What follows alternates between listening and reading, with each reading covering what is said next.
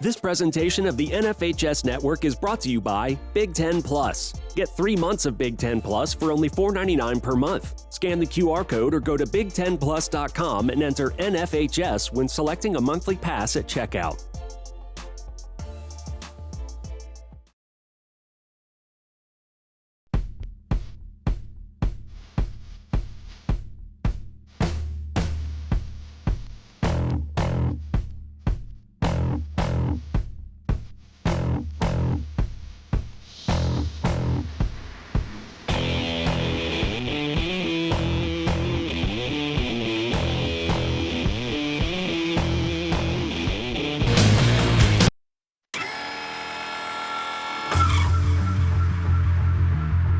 A pile at the line of scrimmage, and I was just at the very bottom. All of this pressure and weight was thrown onto my leg. I could feel it clicking in the bone, like sliding across each other. Just couldn't handle it and broke. The people at IBJI were fantastic. We went into their walk-ins and we were able to get an x-ray in 5 minutes. My doctor talked to me like I was a friend rather than just a patient. He was very understanding, helping me stay motivated. My flexibility was actually better after my injury than it was before. There's not a lot of places like IBJI. It didn't even get me back to 100%, it got me to 100%. Get convenient, affordable, same-day treatment at any of our Ortho Access locations. Visit ibji.com for more information.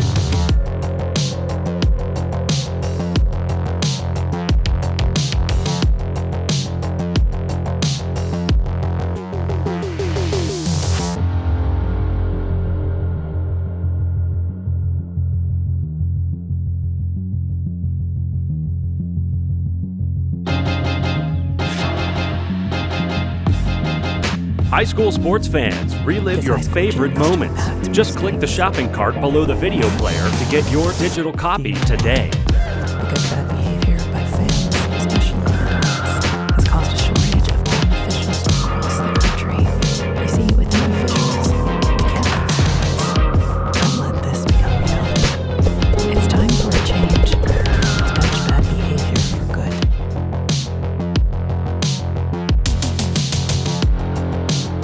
When you fire up Big Ten Plus, you get more game, non-stop, around the clock. More live games you won't see anywhere else.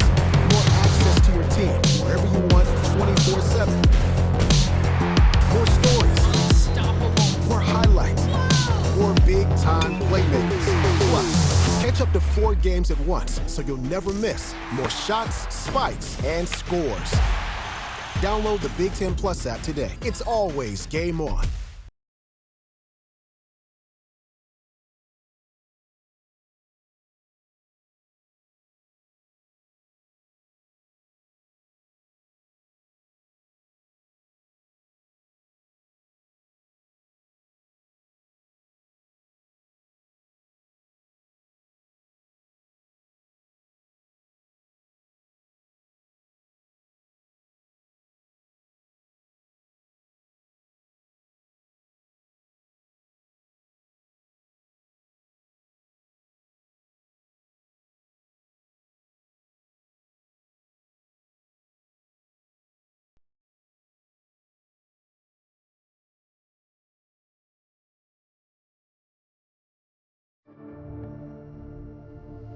There was a pile at the line of scrimmage, and I was just at the very bottom.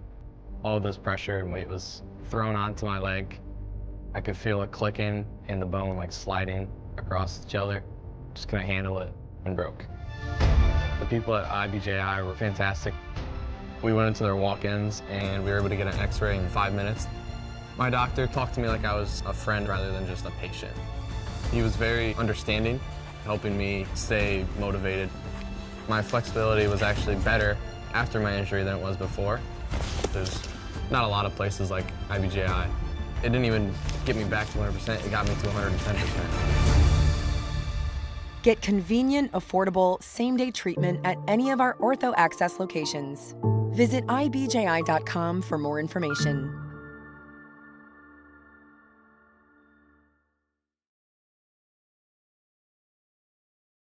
A deal for me? A deal for everyone! 17 East Van Buren Street, Joliet, Illinois.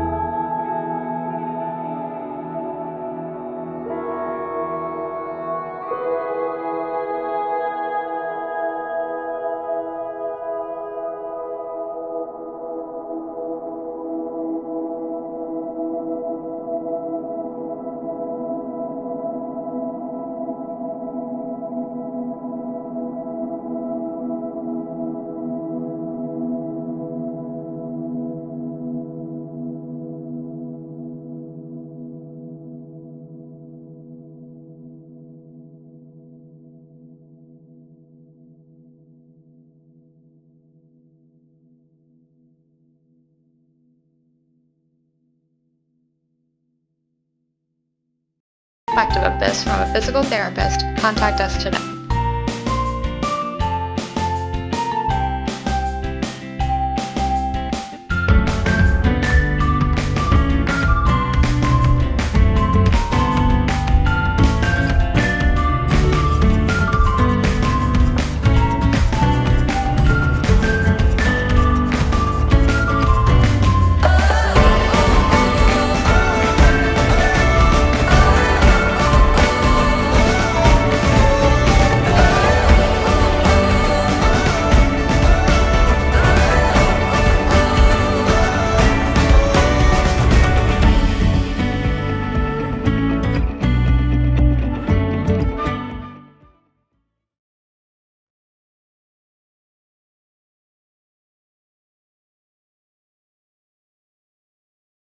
I get to do so many fun things with athletes. Being an athlete myself, it's nice to kind of be back into an athletic setting.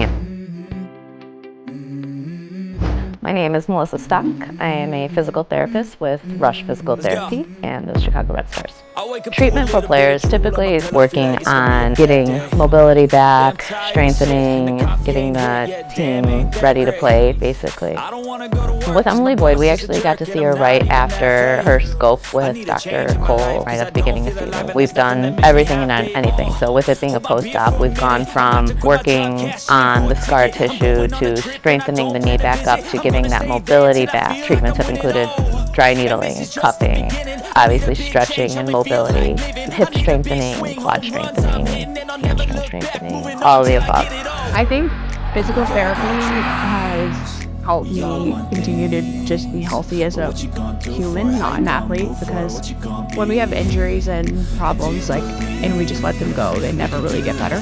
So for me, physical therapy has helped me a lot just as a human being.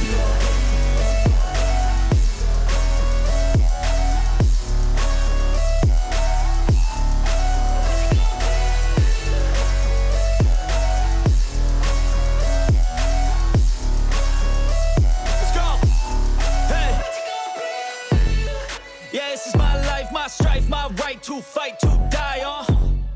And this is my game to play, to claim a brand new name. Oh, and I ain't gonna lie to you, I'm a bit nervous that I might screw everything up that I've ever done. But what's the point of living if you ain't having fun?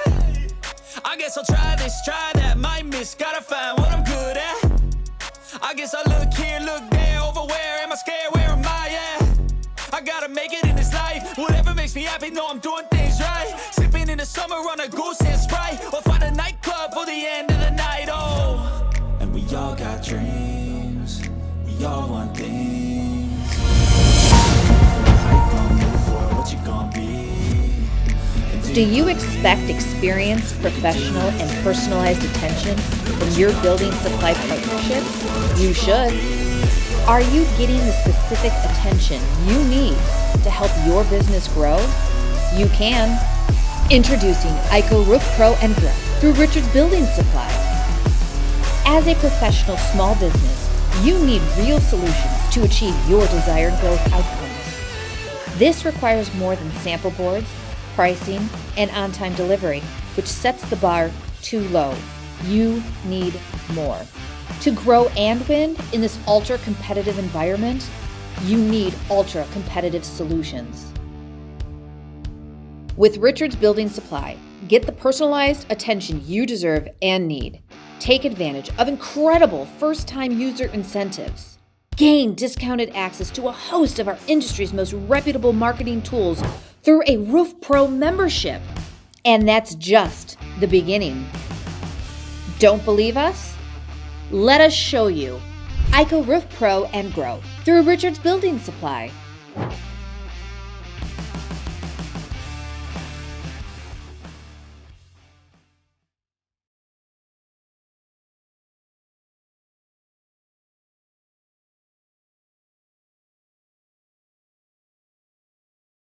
A deal for me?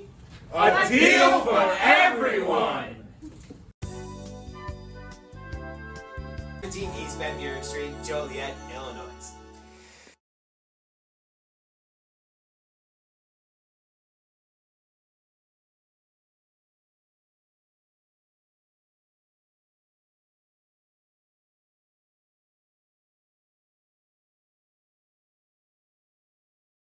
The customer service has just blown us away. I have never reached out and not gotten a response within a couple hours, honestly. Like every single time, it's immediate. It's to the right people that know the answer. Like it's not even, hey, let me look into that. It's an answer right away, whether it be something that they know they need to fix or, hey, this is how you do it.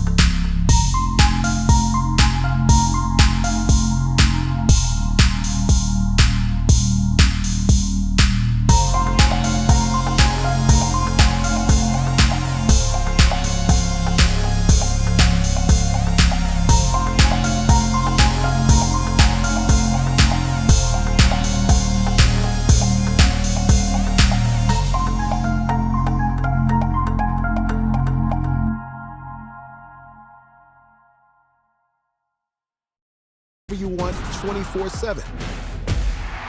More stories. Unstoppable. More highlights.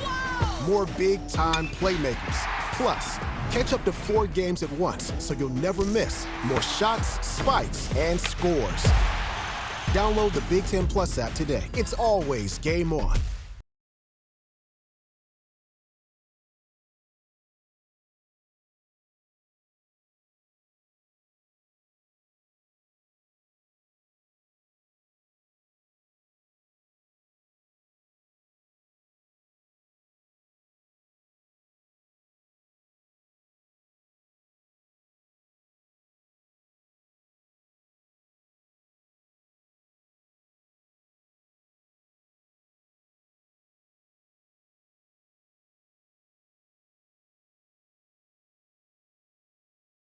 I get to do so many fun things with athletes. Being an athlete myself, it's nice to kind of be back into an athletic setting. My name is Melissa Stock. I am a physical therapist with Rush Physical Therapy and the Chicago Red Stars. Treatment for players typically is working on getting mobility back, strengthening, getting the team ready to play, basically.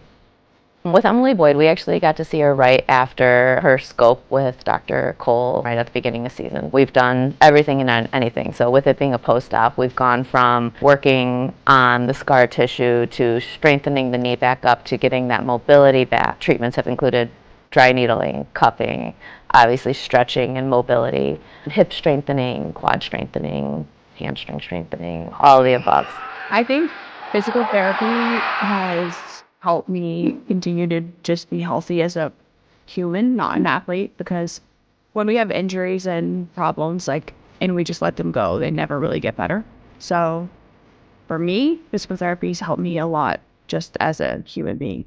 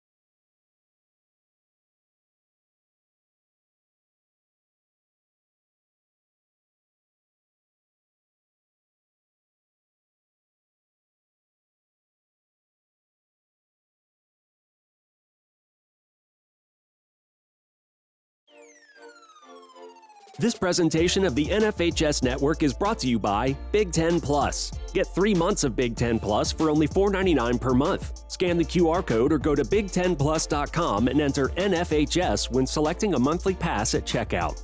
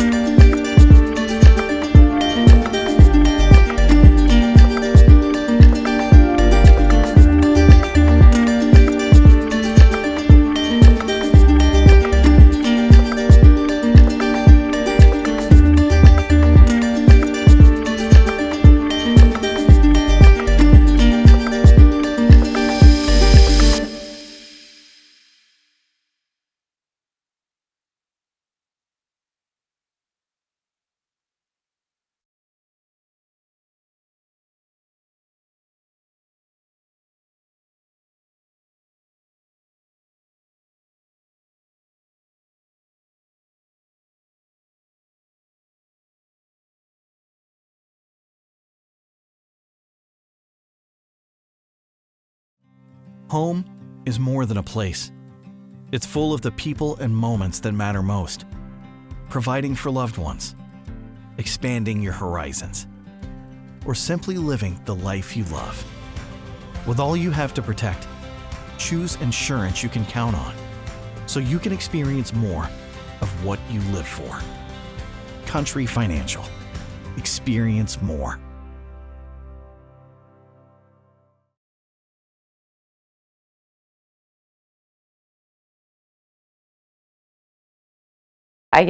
I get to do. Home is more than a place. It's full of the people and moments that matter most. Providing for loved ones, expanding your horizons, or simply living the life you love. With all you have to protect, choose insurance you can count on so you can experience more of what you live for. Country Financial. Experience more.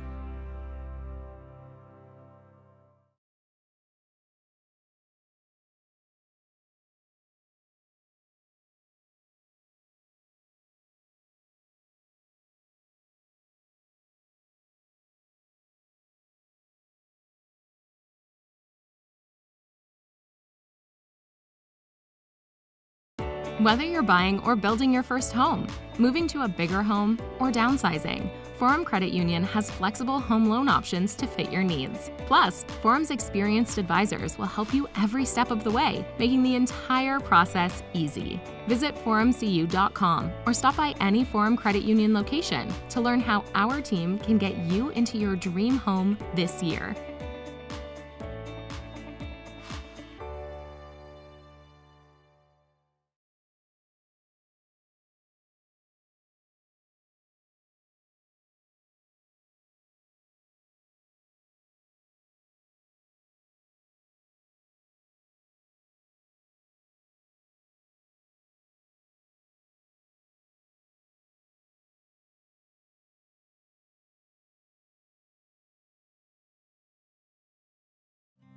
Home is more than a place. It's full of the people and moments that matter most. Providing for loved ones, expanding your horizons, or simply living the life you love. With all you have to protect, choose insurance you can count on so you can experience more of what you live for. Country Financial. Experience more.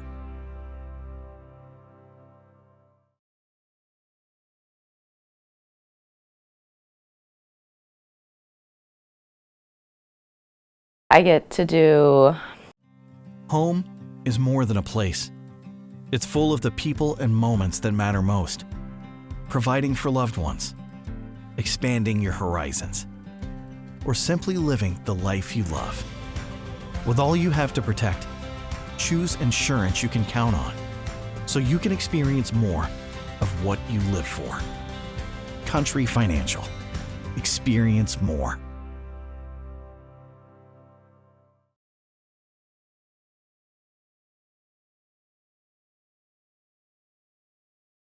Whether you're buying or building your first home, moving to a bigger home, or downsizing, Forum Credit Union has flexible home loan options to fit your needs. Plus, Forum's experienced advisors will help you every step of the way, making the entire process easy. Visit forumcu.com or stop by any Forum Credit Union location to learn how our team can get you into your dream home this year.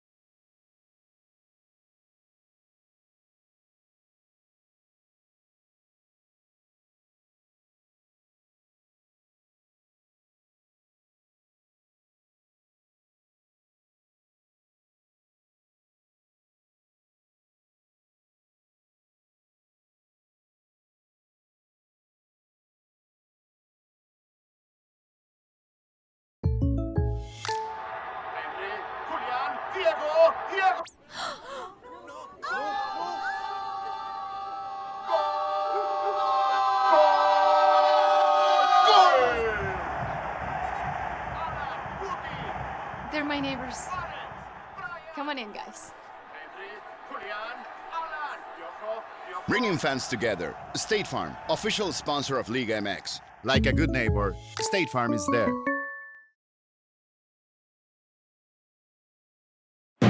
Some people see a dollar. Others see potential. That's because every dollar you invest today, buddy, with a little bit of patience, could be worth $36 in the future. Imagine the potential of all your dollars. The financial wellness app Acorns makes it so easy to save and invest. So download Acorns and give your money a chance to make a whole bunch of little money babies. Acorns, grow your oak.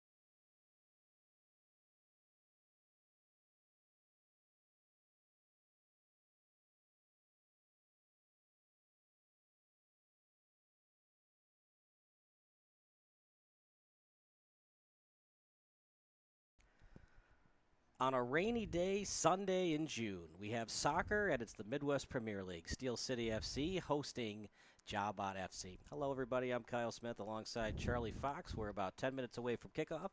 We're going to start around 6:07 p.m. due to the rain and thunder in the area. JaHbat in the white, and in the black today will be Steel City. Big game for Steel City, Charlie, as they look to move up to Division 1. To do that, they have to be the best overall record or point getter in Division 2.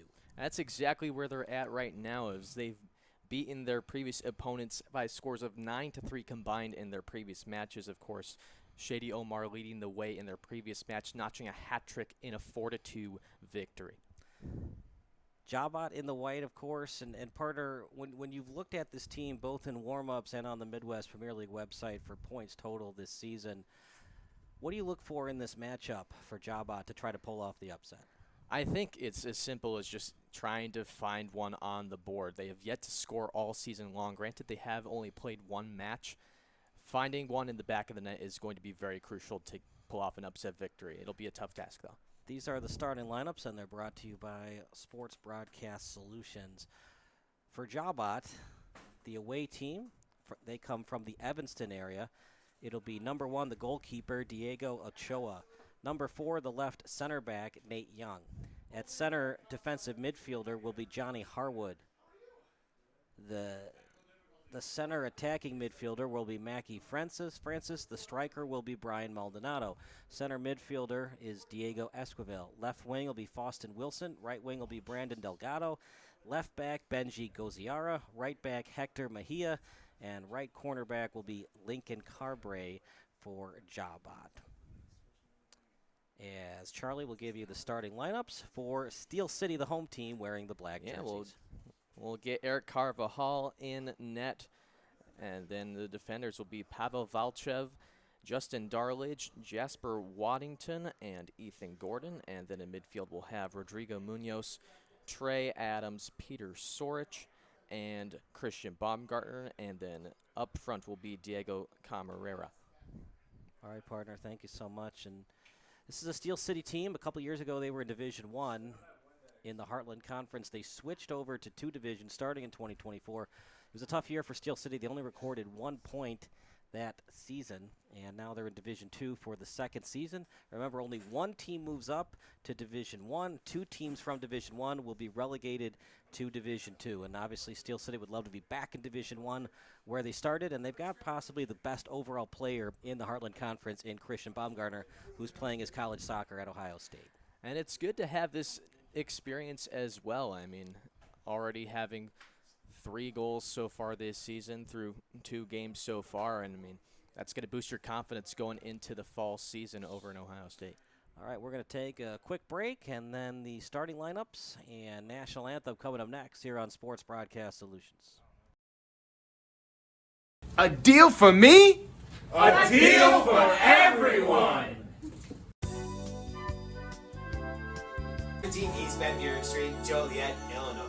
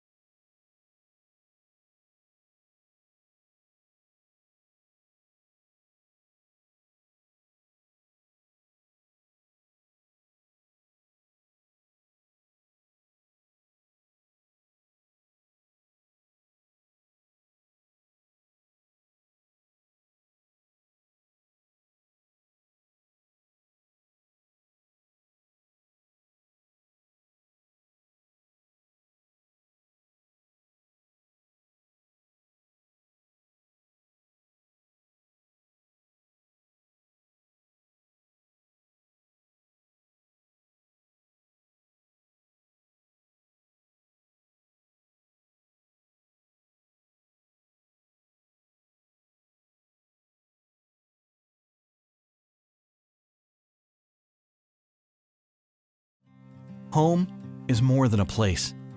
It's full of the people and moments that matter most.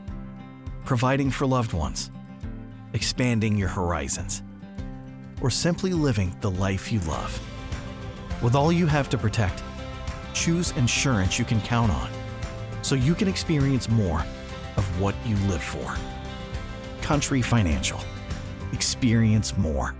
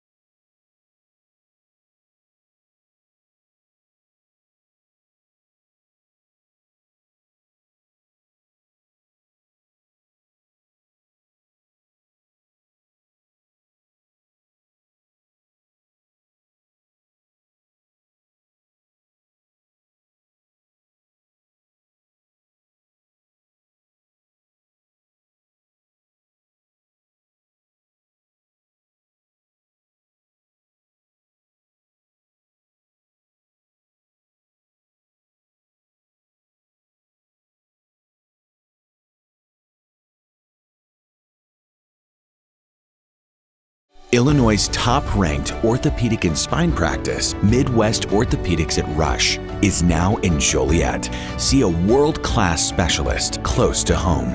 To be your best, see the best.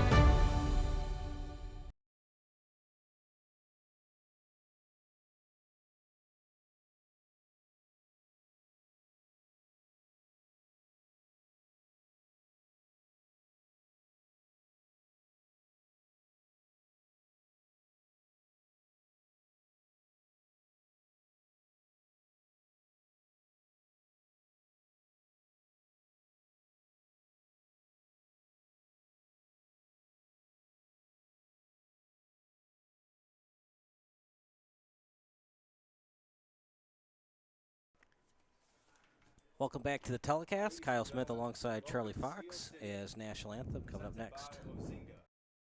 Number 3 of the Midwest Premier League season featuring Steel City FC and JaHbat FC. You guys can hear that, right? Yep. All right.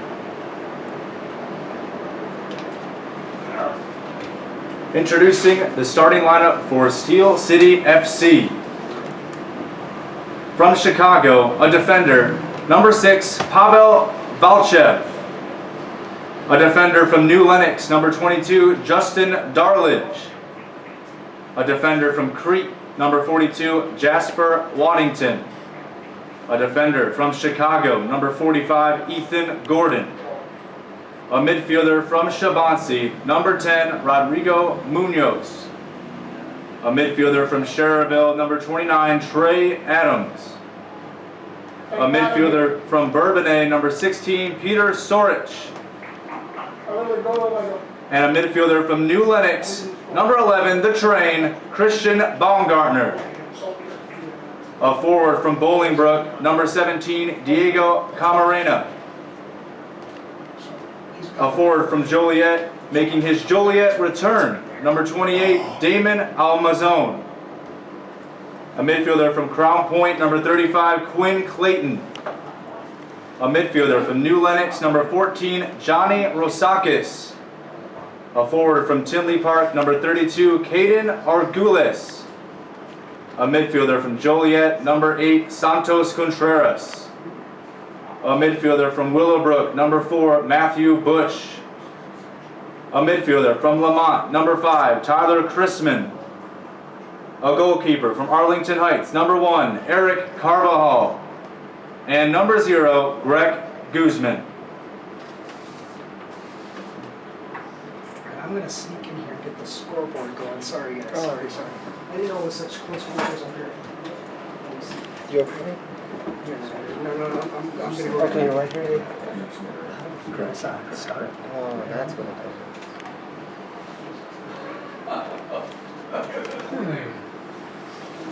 If you were the arm button, should be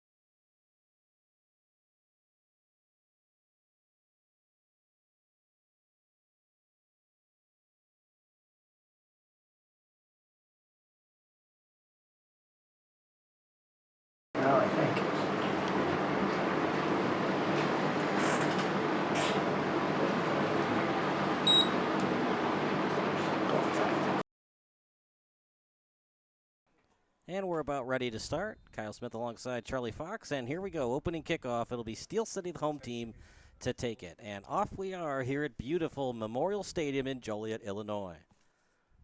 Baumgartner will take it on his left foot, and he'll switch back. Nope, that is not Baumgartner. That's 45. Baumgartner's 11. And early on, Steel City having trouble getting it out back to the goalkeeper in Carvajal.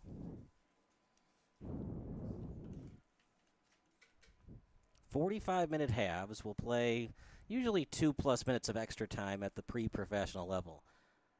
Decent hang time on that kick, a little soft header pass to Sorich, and now back over to Steel City deep in their own end. With your experience with the game of soccer, Charlie, on a game like this, we're playing on turf. It rained for about an hour, poured for 20 minutes, then drizzled for the remaining 40. How is that going to factor into the final result of today's soccer game? Well, you know, as much rain as we got, it looks like the ball's traveling pretty well. And with it being turf, we're going to get a lot crisper passes. It's going to be a faster-paced game than when you'd see on grass. And it looks like both teams are trying to get engaged on what formations we're working with right now and kind of gauging space from there. But again, Steel City dominating possession as of thus far. Decent hang time on that kick, and stealing it away briefly was Harwood. Once again, Steel City winning the ball possession battle right now, but it'll be a throw-in coming up for JaHbat. It'll be Bernie Cozier to take the throw-in. Throw-in on the far side of the pitch, stolen away by Steel City. As right on target with the pass, but Darlage was not exactly ready for it. Over to midfield. There's the train. The train has it as Baumgartner's pass right on target. But it's going to be offside against Steel City. Yeah, that was Camarena just a little bit early on his run. And Baumgartner didn't get the pass in time, and as a result, possession will switch.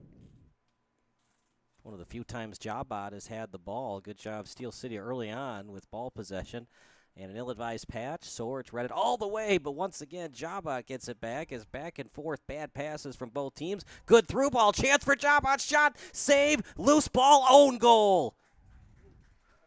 Little ping-pong action right there. Carvajal with the save, and then an own goal against Steel City. Early 1-0 lead for JaHbat.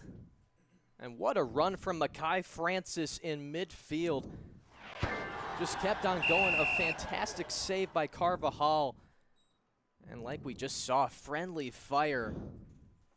And we're not even 3 minutes into the game. And JaHbat with the early 1-0 lead. Trying to play spoilers early here. Yeah, partner, we're not even in the 4th minute yet. As there's still 2:58 on the clock. And so who are we going to credit that goal, partner, even though technically it was an own goal against Steel City? Yeah, like I said, Makai Francis took that initial shot.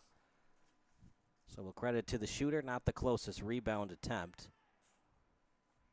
Francis credited for the goal. And then who did it go off of?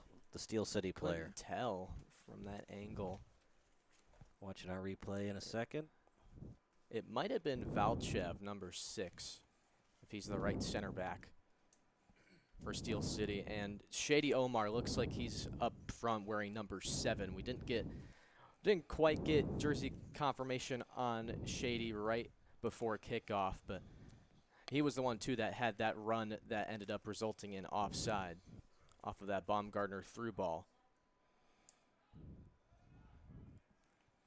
Steel City would like to thank its presenting partner, Ozinga. Ozinga is a 4th-generation family-owned American business. Like how that was Trey Adams, I believe it went off of. Support businesses that support Steel City, including Hella Obscura, John Wright State Farm Agency, and Always Home Real Estate Services. When Steel City travels, it travels with DRC Buick GMC in Joliet. DRC is a leader in supporting Joliet, servicing the area for over 30 years with all their car buying and servicing needs. And Midwest Orthopedics at Rush, the highest-ranked orthopedic program in Illinois, is proud to serve the Joliet community. To be your best, see the best. Decent through ball on the far side of the pitch, and JaHbat looking to take an early 2-0 lead. They'll reset to the midfielders. Steel City winning the ball possession battle, but sometimes in soccer, Charlie, all you need is one break to go your way, and JaHbat with the 1-0 lead. Absolutely, and I like how they're controlling the pace so far. It was a quick through ball, and it looked like they could have a fast scoring chance. But again, keeping control of possession will be crucial against a team that has as much firepower as Steel City does. And a steal by Darlage, trying to find Baumgartner. Right-footed pass off the foot of Harwood. And to the far side of the pitch, through ball, and trying to feed it to Munyenza, but reading it all the way was Carvajal, as the goalkeeper gets out of his box to read the intending pass.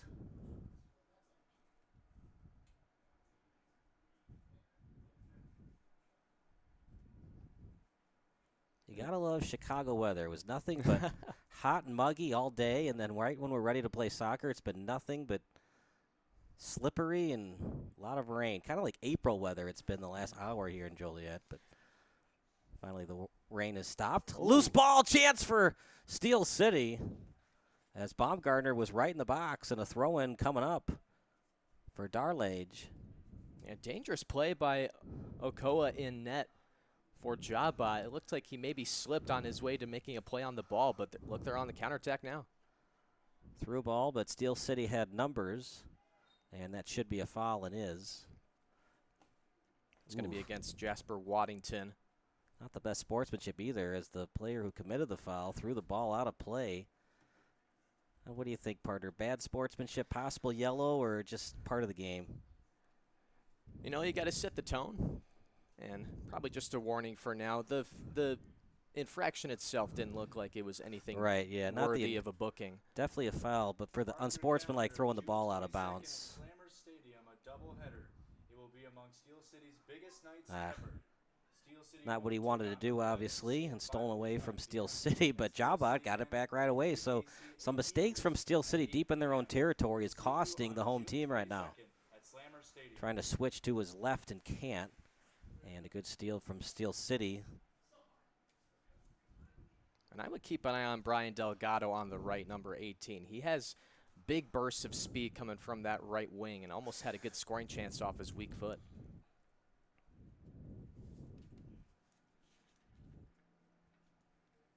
Beautiful complex here at Memorial Stadium. This is where the University of St. Francis, both their football and soccer teams play.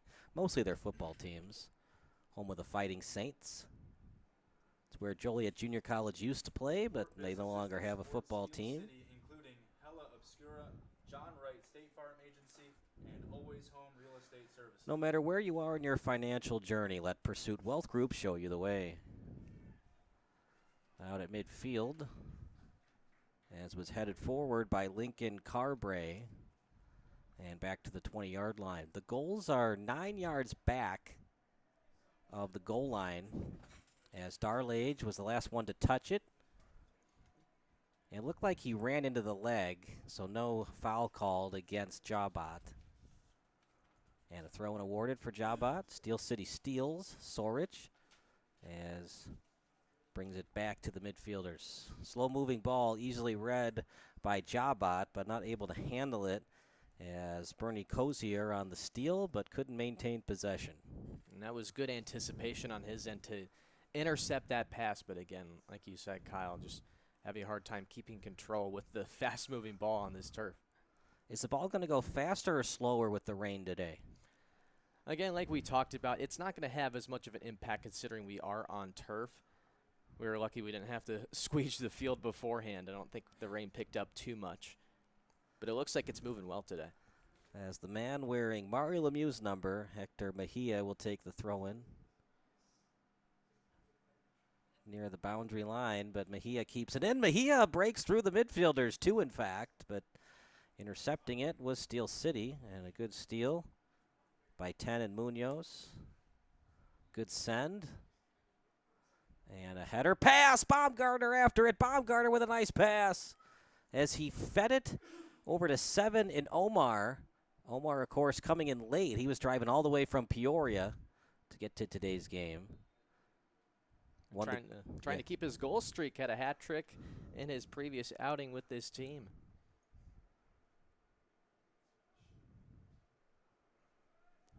As they'll reset right at the midway line. So when the goal is 9 yards back of the goal line, so when we say he's at the 20, means he's about 29 yards away from the goal. Excellent through ball. And no choice but to just slide and steal it by 45 from Steel City. As that lead pass.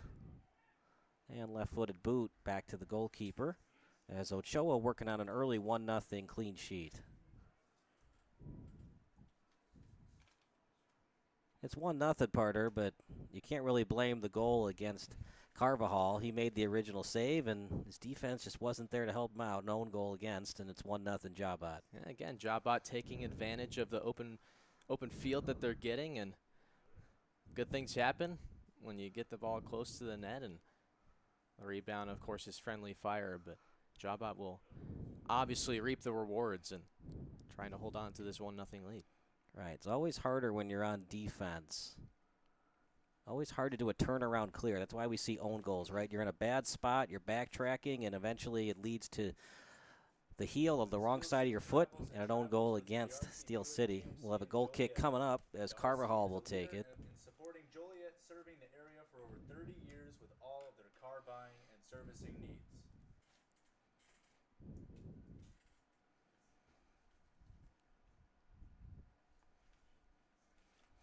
Decides not to punt and just offloads it off to one of his defensemen. As Darlage gets it from the send off his head. Here comes Darlage. And they're going to say offside on Darlage. Darlage wanted a late push, but it looked like they called the offside before any foul could have occurred. Yeah, again, half a step too early, like we saw with Shady Omar. And again, offsides can only be called if it's on the half of field where you're going up against the goal. So that's obviously where Darlage was making his run, and he was behind the last defender. Hence the offside ruling. For people that are watching, especially the younger generation that like soccer but they don't know all the rules, what does offside mean? Offside means you have to be behind the last defender, or well, not behind, but alongside of or in front of the last defender before the pass is played towards you. Right. So right now, Sanjay Omar, he's in a perfect position right now to receive a pass. But if he's behind those defenders once he receives the pass, that's still okay.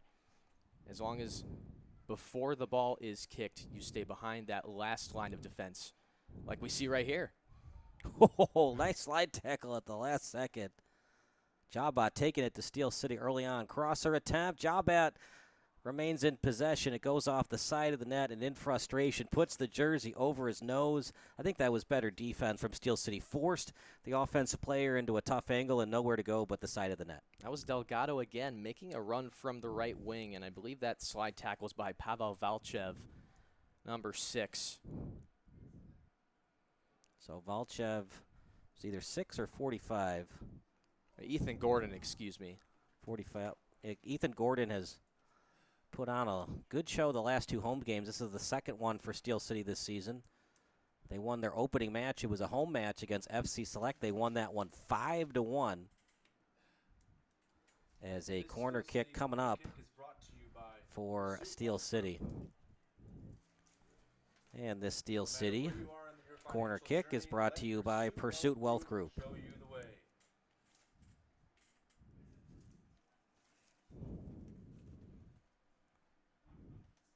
Good hang time. Header, chance in the box, and headed away by JaHbat. Set piece good by Steel City, but better defense by the visiting team. And with corners, you'll see the defenders stack up on the goal line, and Nate Young heads that one away. Good pass. Still a chance. Omar's shot blocked. Blocked in a beauty. Putting your body in the way to help out your teammates. And that was Young again. Through ball as Gordon was trying to get it. But a good pass right on target to Maldonado. Maldonado with it. Lefty kick and read well and easily by Carvajal.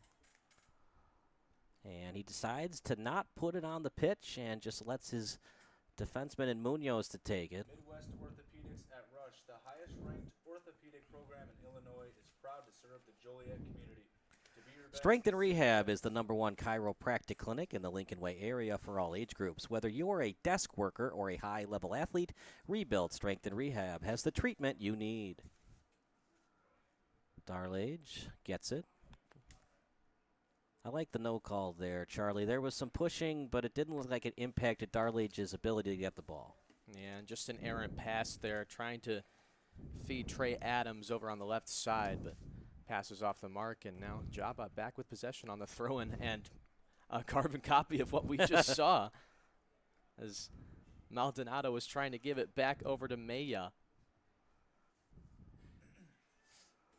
Munoz tried to play with his foot on the boundary, and we play on. He just ran into Mejia. No foul. We play on. Chance for JaHbat. Through ball read well by Steel City. It was a through ball attempt from Maldonado and a foul committed by JaHbat.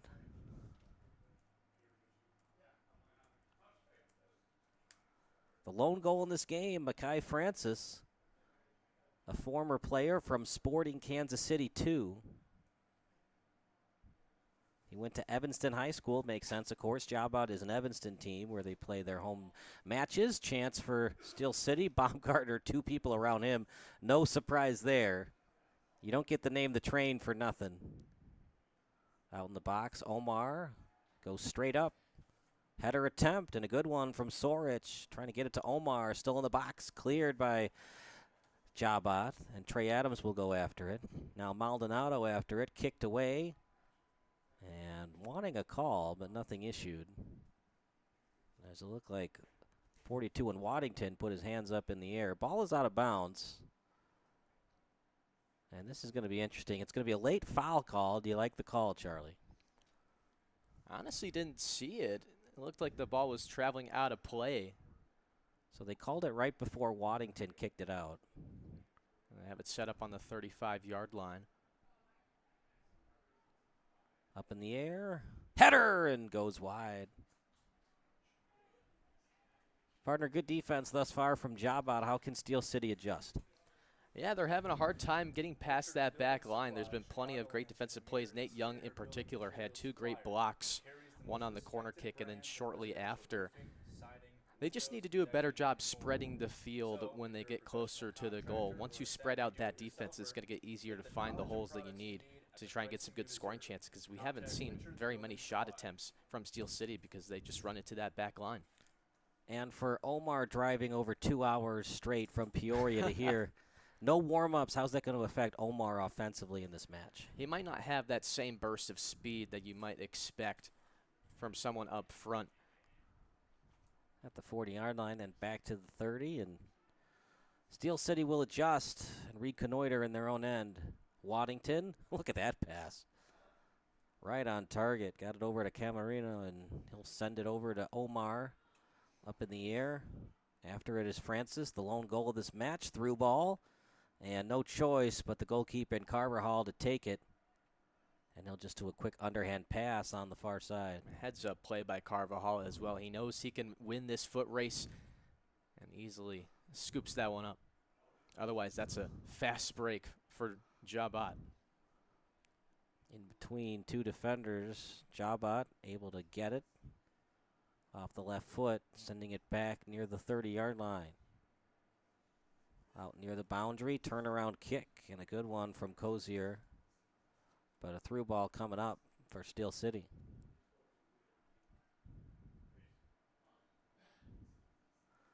Partner, when you don't have as much of an attendance for both teams, is it easier to play soccer communication style to hear your teammates on the pitch in terms of through balls, set pieces, etc.?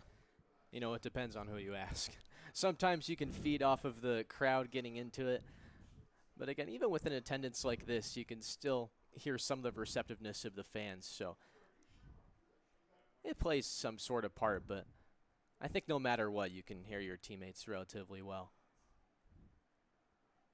Gordon, slow-moving ball over to Darlage out in the box. Gordon was the closest Steel City player to it. And here comes Francis. Has good size for the position, right on target with the pass. As JaHbat looking to get the upset.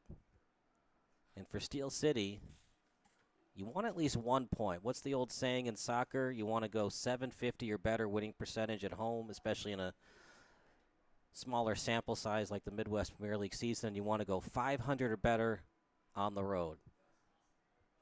And I do love in soccer you get 3 points for a win and only 1 point for a draw, so trying to win is so important. And as we get later on in the season, will the chess game come into play? Will some of these coaches, even though it's a tie game, will they try to push for the victory to get the 3 points instead of the 1? I don't think the NHL will ever switch to that, but it's always an interesting decision. Will they go to 3 points for a win? I was going to say they should maybe take some notes from how soccer's doing it all across the world. There's been talks, of course, where you have 3 points for a regulation win and then 2 for an post or past regulation, so overtime or shootout win.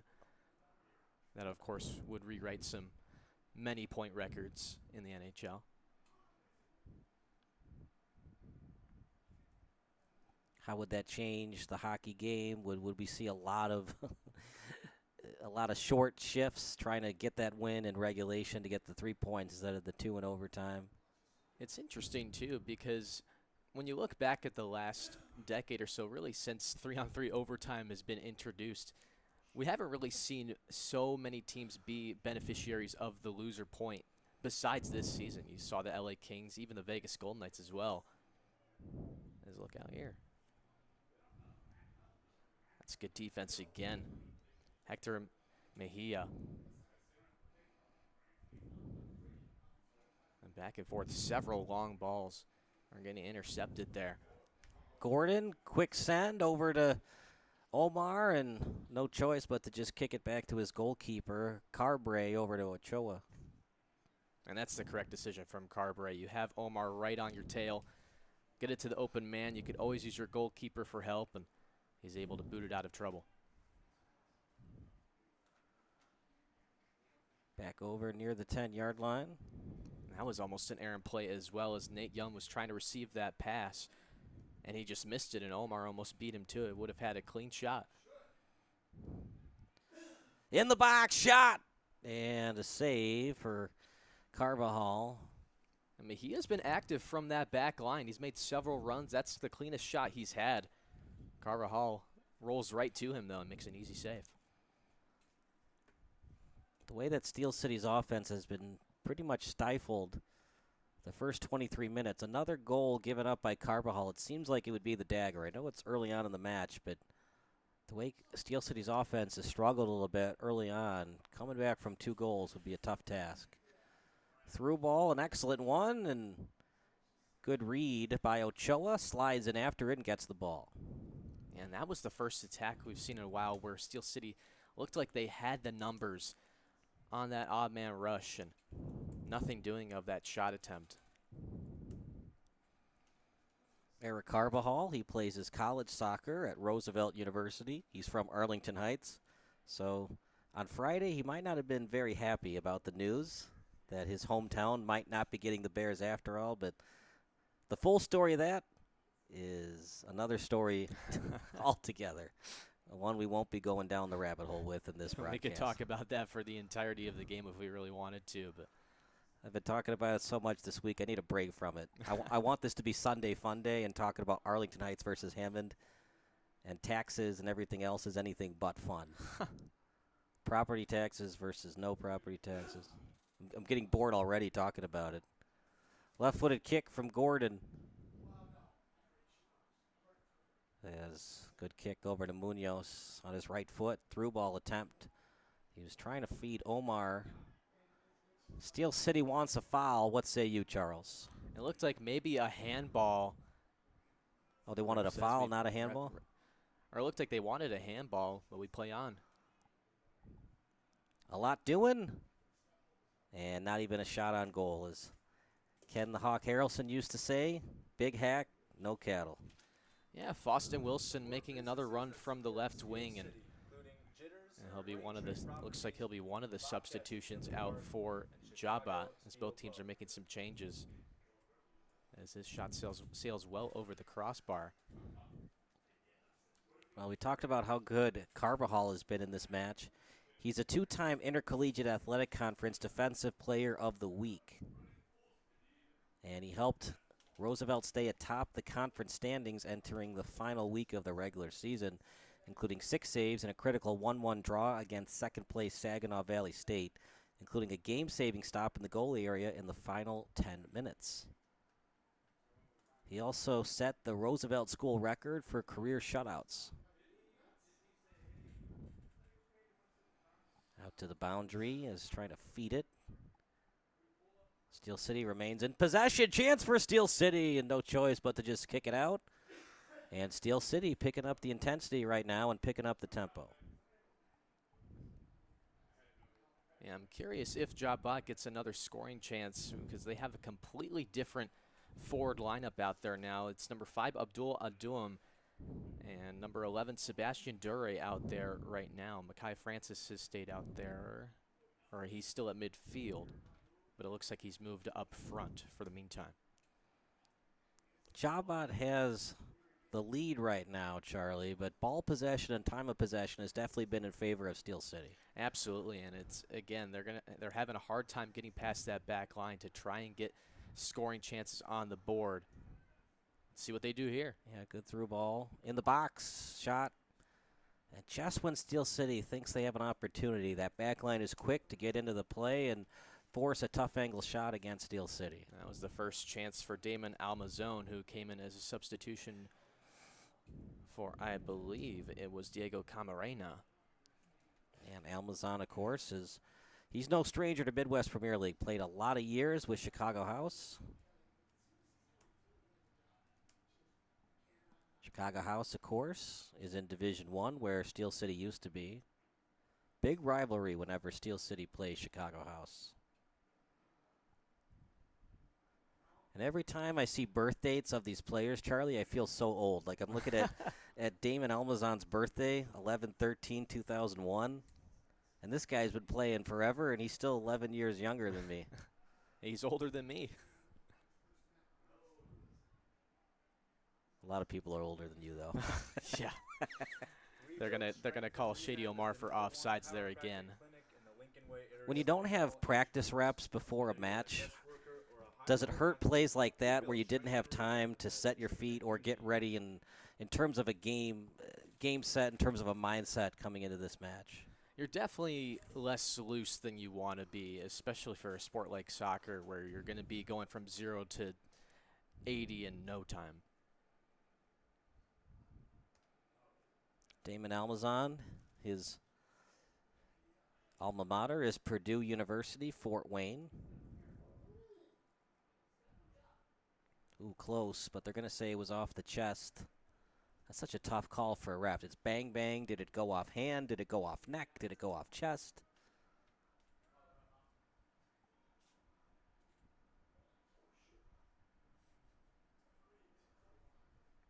And some of these refs for soccer are so in shape. Some of them run marathons and 5Ks.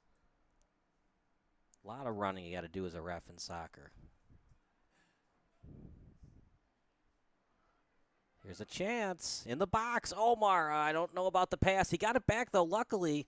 Another crosser. Was that a push-off, Charlie? I'll let you call it. Yeah, it looked like, I mean, you're obviously going to try and sell the call, especially if you're in the box like that. But, again, I think he's just trying to get a shot or a pass attempt off and maybe losing his balance. And I think that's what the referee saw.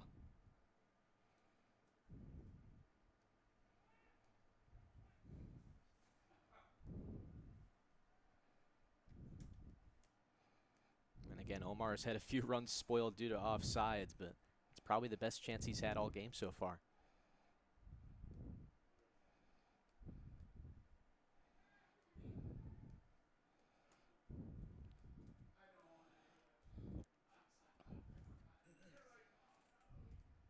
And Waddington will just let that roll out. We'll have a goal kick. For 20 years, Jitter's Coffee House has been one of downtown Joliet's neighborhood staples. Warm atmosphere, incredible decor, homemade treats, and the kind of place where people connect. Visit Jitter's Coffee in the morning in downtown Joliet.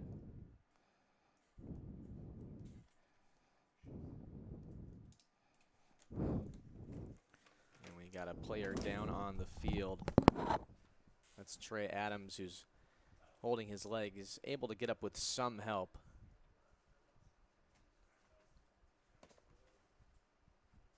His head referee is having a conversation with Captain Rodrigo Munoz. Will play on, and Adams looks no worse for wear in the moment, but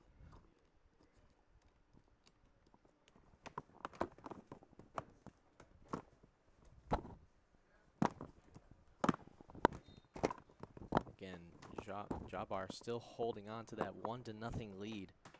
JaHbat, excuse me.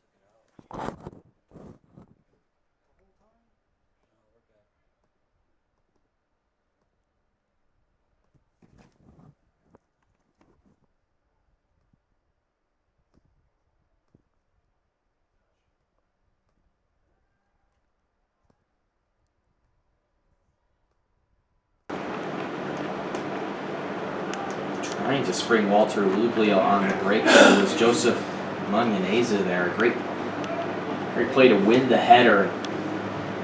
Trying to spring Lublio on a fast break there, but too far out of the reach. And again, Carvajal has been active in the net so far for Steel City. Makes another easy save. Apologize if any of the footage was frozen for a minute there. We are pre-recording on the SD cards.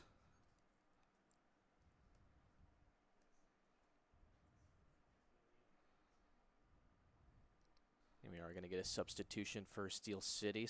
Shady Omar will take a seat, and it looks like it's going to be Quinn Clayton taking his place up front.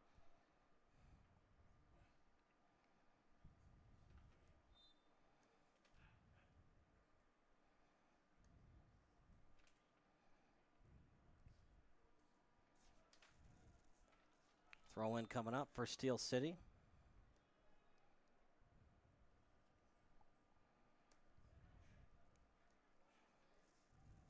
Nope, it's going to be Mejia instead.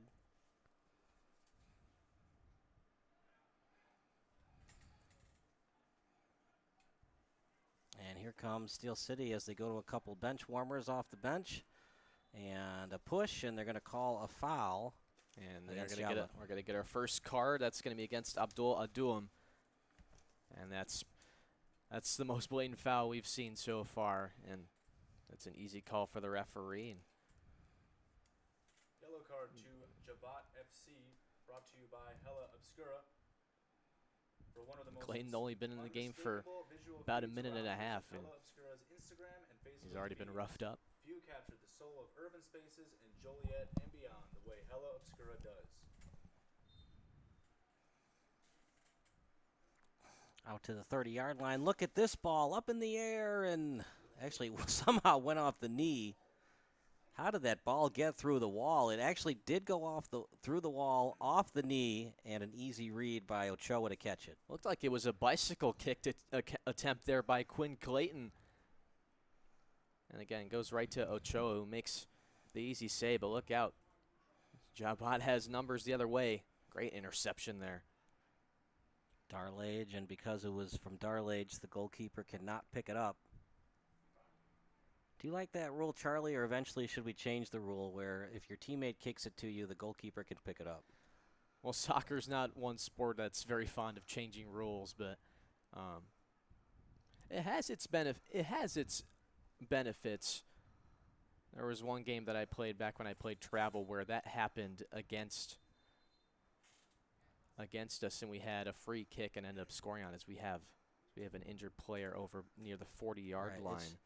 It's like one of those nuisances of the game where it makes it harder on the goalkeeper, but you also bring the chess game into play, which is why for baseball I don't love that they got rid of the intentional walk, because especially in the minors, there were games that actually ended on pass balls and wild pitches on intentional walks. Tie score, threw it over the catcher's head, and the runner from third scores on an intentional walk, but now in Major League Baseball we don't have it. And one of my favorite scenes from the movie Bad News Bears is they're trying to intentionally walk Kelly, and so he puts his feet over to the full right of the batter's box and swings at it and hits a triple into the gap.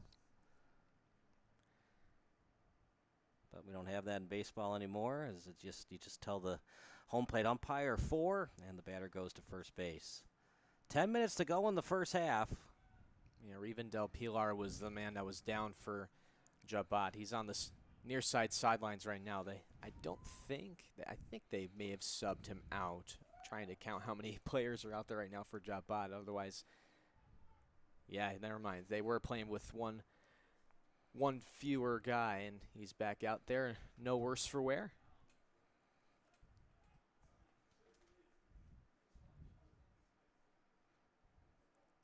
If you're Steel City, how do you try to recover from that own goal that you gave up and just try your best to get back in this match and notch a victory? It's almost as if you can't really have a memory when you're playing these games like that and something like that happens, because all that matters is your next shot. It doesn't matter what happened in the past. Now you're down by one, you've got to tie it up. You just have to keep going forward.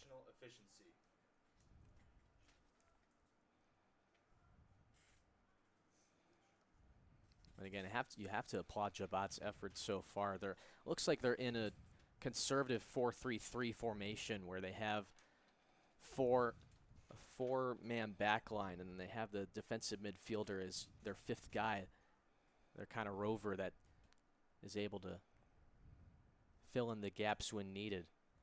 And they've done a good job stifling this offense so far. And when the shots do show up, Ochoa's made some good saves.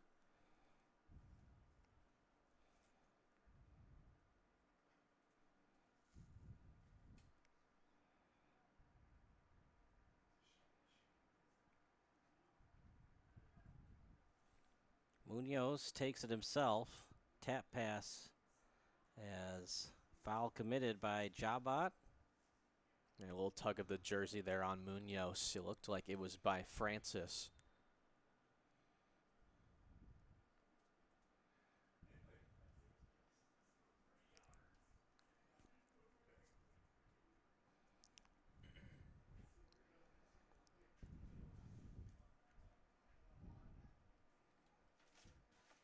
And I just took a look at the goal, the one that we've scored this entire half, and indeed was off Ethan Gordon. And that's all she wrote thus far. We play on. Tough call, but I think that the offensive player in Lugio was starting to fall down before any contact was made with his foot. Yeah, got tangled up there with Waddington, and we are going to get another yellow card. I don't know who was gestured to. It might have been to Francis, because that's who he was walking towards. Or maybe it was to Darledge? He looks like he's having a current conversation with the referee. And JaHbat still has possession.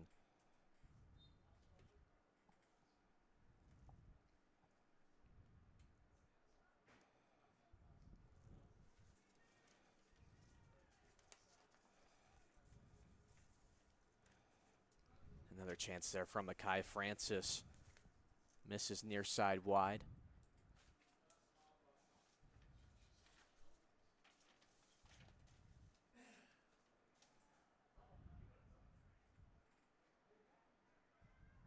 Through ball and a good one for Darlodge. As a crosser, a chance, and just could get it on net. Still in the box, though. Chance for Steel City. In the box. And a slew of JaHbat defenders were there to greet 34. Meanwhile, the other way we go. Ascend. And let's see if Carvajal wants to pick it up. Instead, it'll be a throw-in coming up for Steel City. Again, JaHbat doing a great job collapsing on defense and not allowing those second chances for Steel City. That first attempt just missed by Quinn Clayton, as that was the intended passing target there by Darledge on the initial rush there. And from that point on, JaHbat had the numbers going forward. Darlodge and they're going to say he was out of bounds. See where they mark the throw-in. It looks like it'll be at about the 40. And decision time for JaHbat. Do you want to be aggressive here or conservative? You got the lead, and now the time of possession and time of attack has slightly been in your favor the last 5 minutes. I think you got to keep going with what's working. I mean, Steel City this chances have been hard to come by, and JaHbat's game plan is working really well as they're going to bring in a couple more substitutions here for the remaining 5 minutes of the first half. But they're taking the chances when they present themselves, and I think they got to keep taking those chances. Francis and Benji Koziera are both subbing out for JaHbat.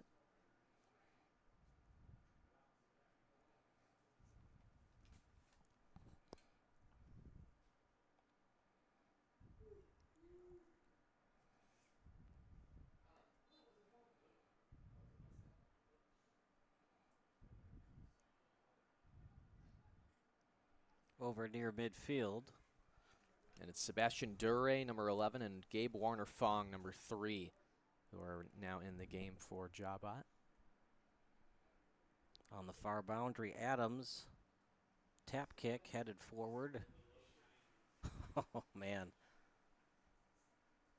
Difference between a high school player and a semi-pro soccer player. Able to kick it up in the air off his butt and then able to kick it forward all in one motion. It's on display there by number 10, Joseph Munyaneza. And I think Steel City would love to have a goal right before halftime just to get JaHbat to be thinking about it a little bit. Not just to have the tie, but try to get the momentum back. I was just going to say that would swing momentum in the opposite direction entirely if you could get a goal within these last couple of minutes. What do you think, 1 minute of extra time or 2? That'll be interesting.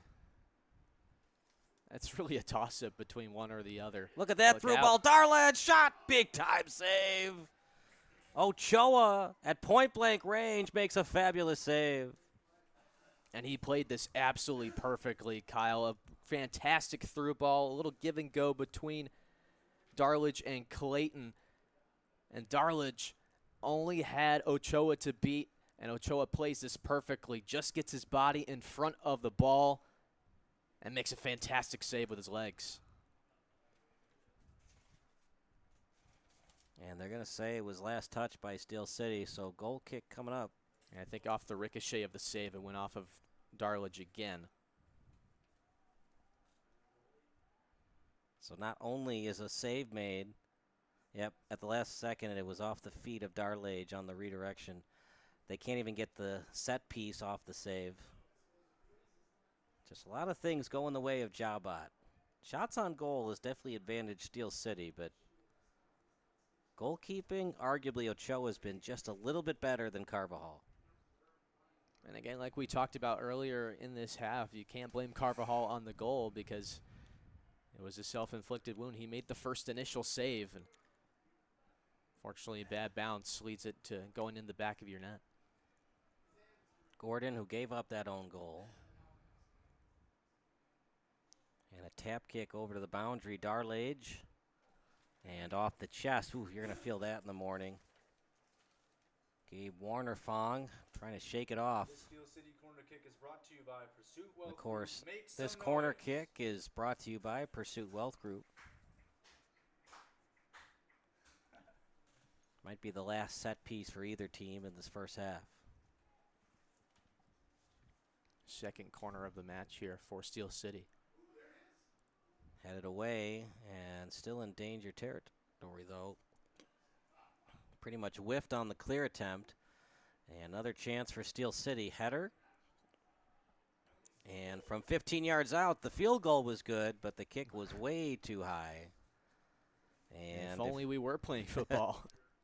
We are playing football. Football, but of course in different context. But I like that attempt from Clayton. You had enough range there. You had enough space, and the ball was laying out perfectly and got a good crack at it. But again, just goes over the crossbar a little too much on it. But I like the idea. We're at 30 seconds left until we'll get stoppage time.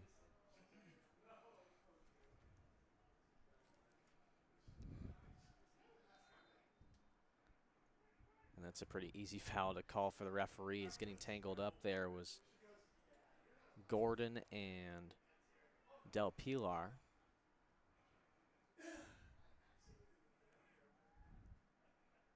Let's see how JaHbat plays it. We're at 0-0s.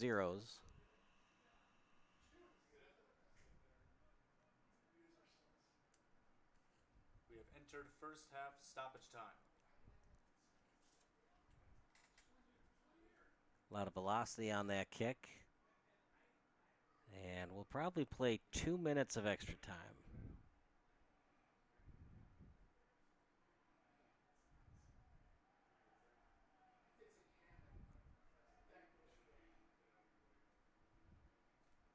They're going to say last touch by Steel City. Throw in coming up.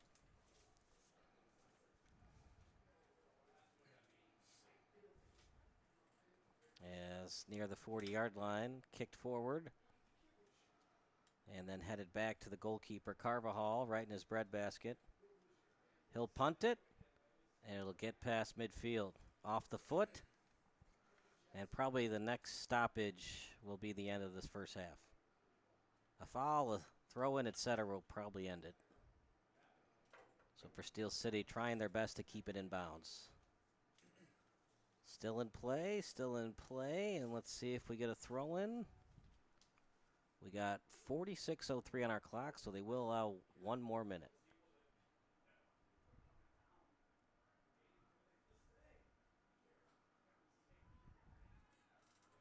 Throw-in coming up for JaHbat. If you're just joining us, an own goal, that's it. And a couple of opportunities for Steel City, including a shot by Darlodge at point-blank range, but beautiful save by Ochoa, and he's got a 1-0 clean sheet as we near halftime.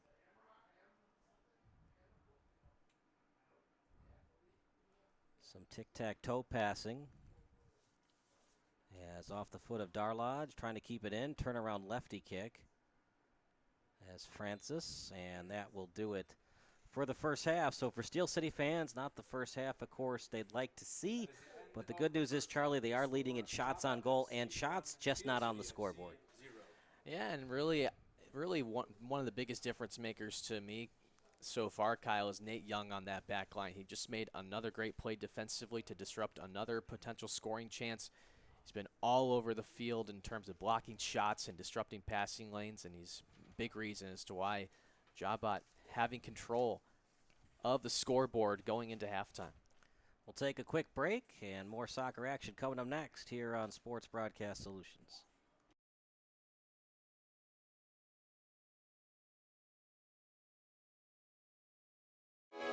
Sports Broadcast Solutions is a broadcasting network for everyone. SBS offers live telecasts on Channel 59.3, YouTube, or Twitch. We include pre- and post-game interviews with the players. You know, I started in the locker room. All the boys were getting going before the game and stuff, and we kind of found a little click at the beginning of the game, so I think that's what got us going. We also include digital live statistics, play-by-play commentary, team highlight reels, and even more than that. Go online to sportsbroadcastsolutions.com or search Sports Broadcast Solutions on YouTube. SBS, a broadcasting network for everyone.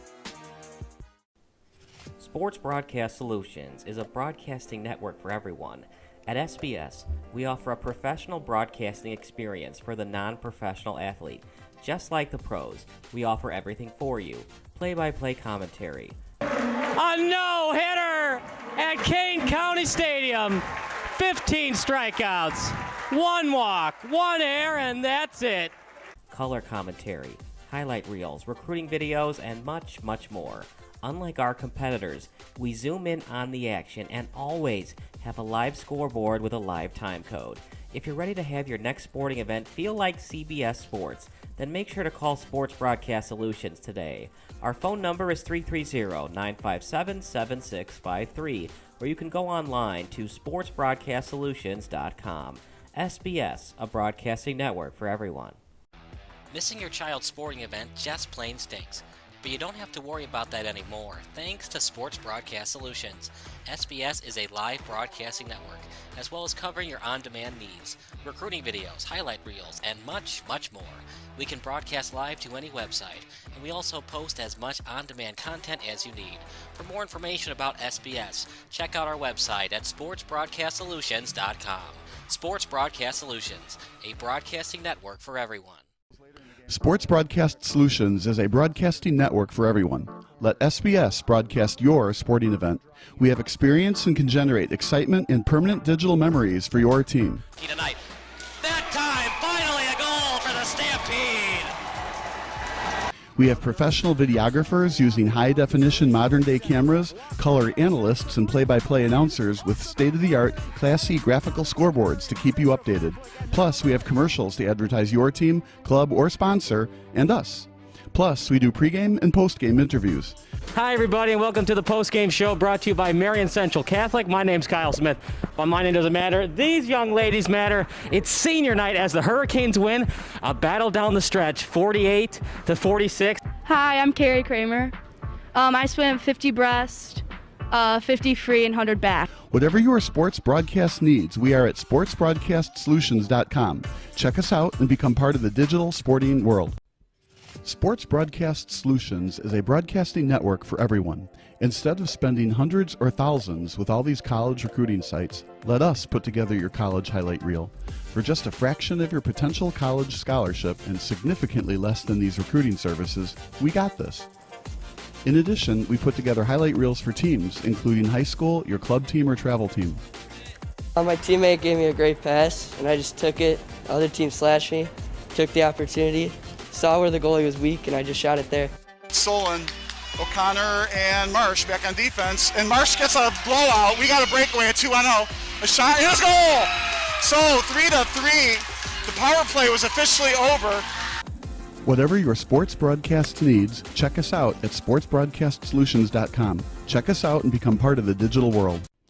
Sports Broadcast Solutions is a broadcasting network for everyone. For those of you who would like to broadcast or live stream your event, or maybe make a highlight tape, but would like a sponsor to fund the event, SBS has a myriad of ways to advertise your sponsor during our broadcasts. We have commercials. We have on-air reads by the announcers. Albatross Physical Therapy and Wellness specializes in pain-free. We have graphics, and we have watermarks. Finally, Sports Broadcast Solutions can create a commercial for you or your sponsor. Whatever your sports broadcast needs, we are at sportsbroadcastsolutions.com. Check us out and become part of the digital sporting world. Sports Broadcast Solutions is a broadcasting network for everyone. For those of you that just want raw footage of your sporting event, but no play-by-play or color commentary, you just need us to live stream video from the event over the internet. We will live stream your event on YouTube on our Sports Broadcast Solutions channel.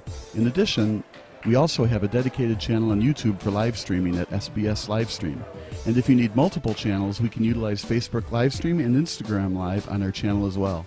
Options include commercials from your sponsors, professional scoreboard graphics are still available, and of course, yes, pre- and post-game interviews are available as an option if you want. We've been working really hard this whole summer and stuff. Whatever your sports broadcast needs, we are at sportsbroadcastsolutions.com.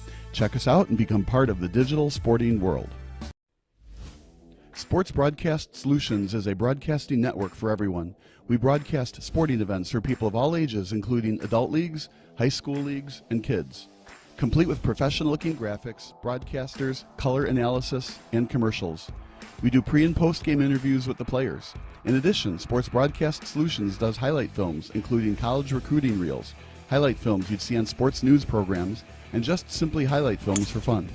Sports Broadcast Solutions also provides raw footage and live streams if you'd like.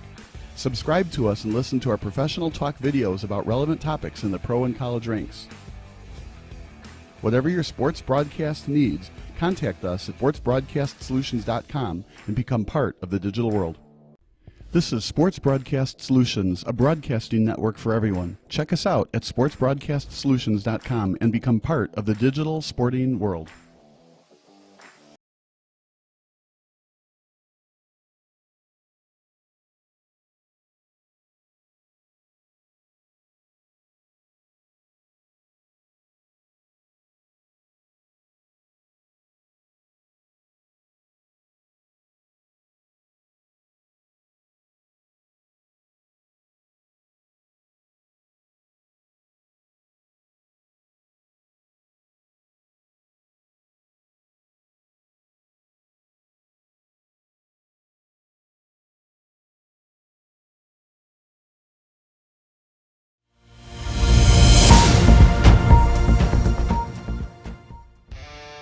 Do you expect experienced, professional, and personalized attention from your building supply partnerships? You should. Are you getting the specific attention you need to help your business grow? You can. Introducing ICO Roof Pro and Grow through Richards Building Supply. As a professional small business, you need real solutions to achieve your desired growth outcomes. This requires more than sample boards, pricing, and on-time delivery, which sets the bar too low. You need more. To grow and win in this ultra-competitive environment, you need ultra-competitive solutions. With Richards Building Supply, get the personalized attention you deserve and need. Take advantage of incredible first-time user incentives. Gain discounted access to a host of our industry's most reputable marketing tools through a Roof Pro membership. And that's just the beginning. Don't believe us? Let us show you. ICO Roof Pro and Grow through Richards Building Supply.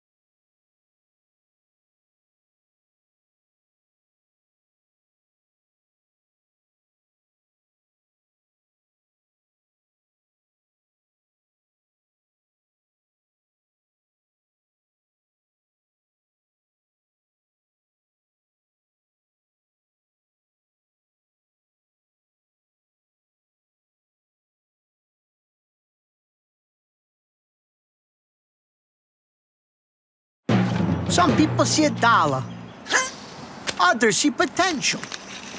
That's because every dollar you invest today, buddy, with a little bit of patience, could be worth $36 in the future. Imagine the potential of all your dollars. The financial wellness app Acorns makes it so easy to save and invest. So download Acorns and give your money a chance to make a whole bunch of little money babies. Acorns, grow your oak.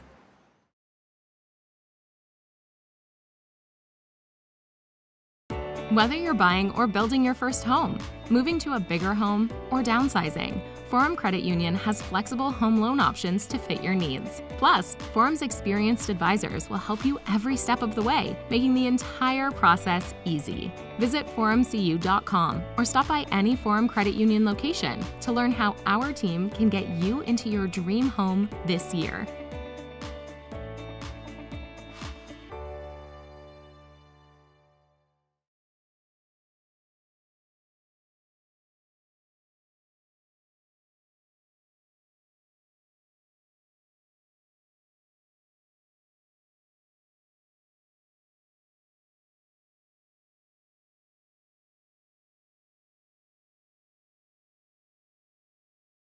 When you fire up Big Ten Plus, you get more game, nonstop, around the clock. More live games you won't see anywhere else. More access to your team, wherever you want, 24/7. More stories. Unstoppable. More highlights. Whoa! More big-time playmakers. Plus, catch up to 4 games at once, so you'll never miss more shots, spikes, and scores. Download the Big Ten Plus app today. It's always game on.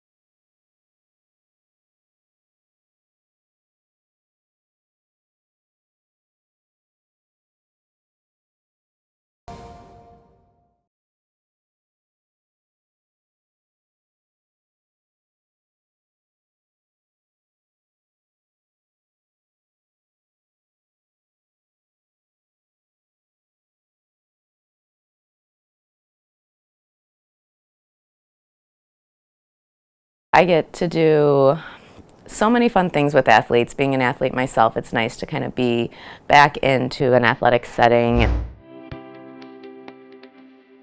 My name is Melissa Stock. I am a physical therapist with Rush Physical Therapy and the Chicago Red Stars. Treatment for players typically is working on getting mobility back, strengthening, getting the team ready to play, basically. With Emily Boyd, we actually got to see her right after her scope with Dr. Cole right at the beginning of season. We've done everything and anything. So with it being a post-op, we've gone from working on the scar tissue to strengthening the knee back up to getting that mobility back. Treatments have included dry needling, cupping, obviously stretching and mobility, hip strengthening, quad strengthening, hamstring strengthening, all of the above. I think physical therapy has helped me continue to just be healthy as a human, not an athlete, because when we have injuries and problems, and we just let them go, they never really get better. So for me, physical therapy has helped me a lot just as a human being.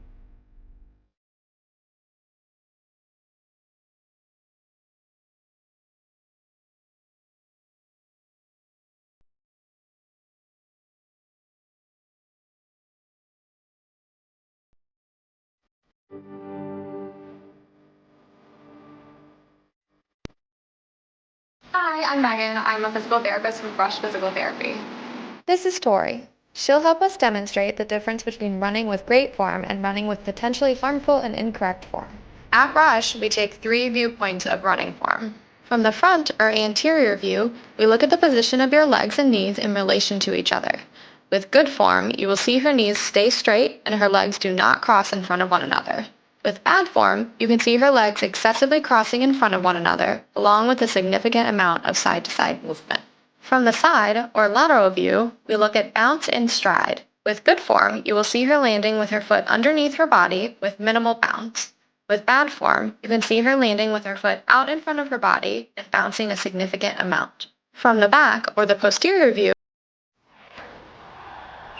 Kyle Smith alongside Charlie Fox, as it'll be JaHbat to take the second half kick. Steel City did a lot of good things offensively, partner. They just couldn't get the ball into the back of the net. Absolutely. I mean, well said there on your part, Kyle. And I mean, like I talked about in the first half, that defensive back line has been absolutely stupendous so far for JaHbat, not allowing a lot of chances. And when those chances do come for Steel City, Ochoa has made the saves when he needs to, and that's exactly what they're going to need going into the second half. So it'll be JaHbat, the team in the white, to take the second half kickoff. Makai Francis, technically it was Ethan Gordon, because it was an own goal, but Makai Francis credited with the only goal of this match, and Steel City needs to outscore them at least 2-0 in the second half to get 3 points. And sometimes sports, especially soccer, you can simplify it for your players. Let's win the half. Because obviously, I'll win the game. It seems just so insurmountable the way their defense is going. Let's just win this half. It doesn't matter if they're better than us the next 9 halves of soccer. Just this half, we need to be better than them. And that's as simple as it has to be here for Steel City as well. Remaining 45 minutes. If you outscore your opponent by 2, simple as that. And on a day like this, we saw Gordon fall down. It's very slippery. For Steel City to win this match, you're probably going to have to outscore them 2-0. I don't see, with the conditions they are now, the rain has stopped, thankfully, but the conditions they are on the wet turf, I don't see Steel City scoring 3 times in the second half. So you got to score twice, and you got to have picture-perfect defense. Look at this through ball. Excellent. Baumgartner, the intended target, but once again, Mejia was there on the defense. Yeah, that through ball was from Camarena. And again, good step defensively there to stay with Baumgartner. Here they come again. In the box, shot. Another block shot. It's almost like a hockey game right now with all the block shots that JaHbat has had. And Omar got solid contact off of that just outside of the box, but again, nowhere close to the net is, again, a defensive line back there for JaHbat has been absolutely stellar. They're trying to continue that momentum.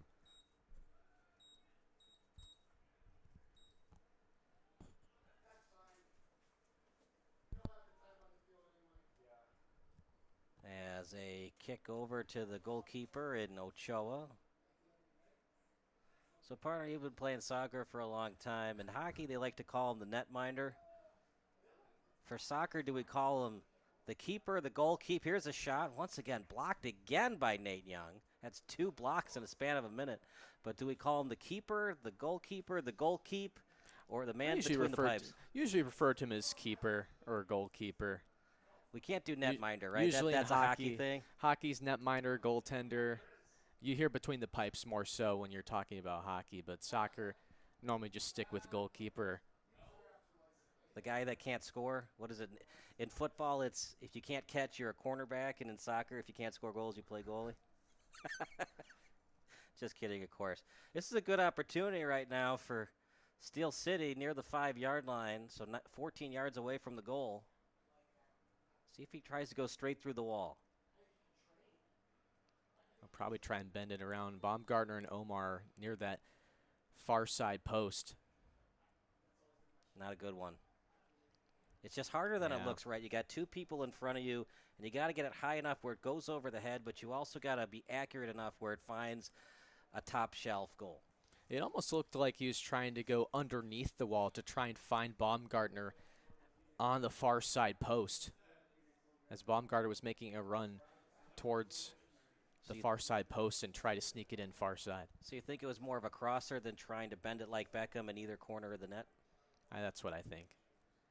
Especially from taking a free kick from that tough of an angle, it's going to be hard to get it over the wall and then be able to bend it to a top corner like that. On free kicks like that, set pieces like that, in the last 50 years, who do you think the best one was at it? Is it Beckham? You can go with so many guys. Beckham's one of them. Roberto Carlos as well, because if you think Beckham can bend it, Roberto Carlos can bend shots in any way possible. Those are the 2 that are specifically sticking out to me personally. Long range, Cristiano Ronaldo's another one. Do we consider Messi or Wayne Rooney in that conversation? You might want a more educated soccer fan. I mean, even though I played soccer as a kid, I wish I played more attention. Wayne Rooney was before your time? Well, no, I loved watching Wayne Rooney because that was probably the height of how much I paid attention to in soccer. I guess like elementary school, middle school days. But back when we had VHS tapes. Yes. You listen to music on a stereo. CD players, MP3 players. Of course. Still in play. Not a good pass, though. Got to finish, right? Soccer is such a tough game. One of the many reasons it's called the beautiful game. You can look good for a good 10 to 20 yards, but you still got to finish these plays. As much as I love hockey, some of these goals are garbage goals, like last night where it ended on a ricochet off the boards and off the skate. End boards. Soccer, you really don't see those garbage goals. Very rarely. And I forget where I heard this from, but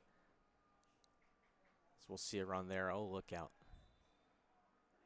I don't know if Mejia got his foot in there, but tough call.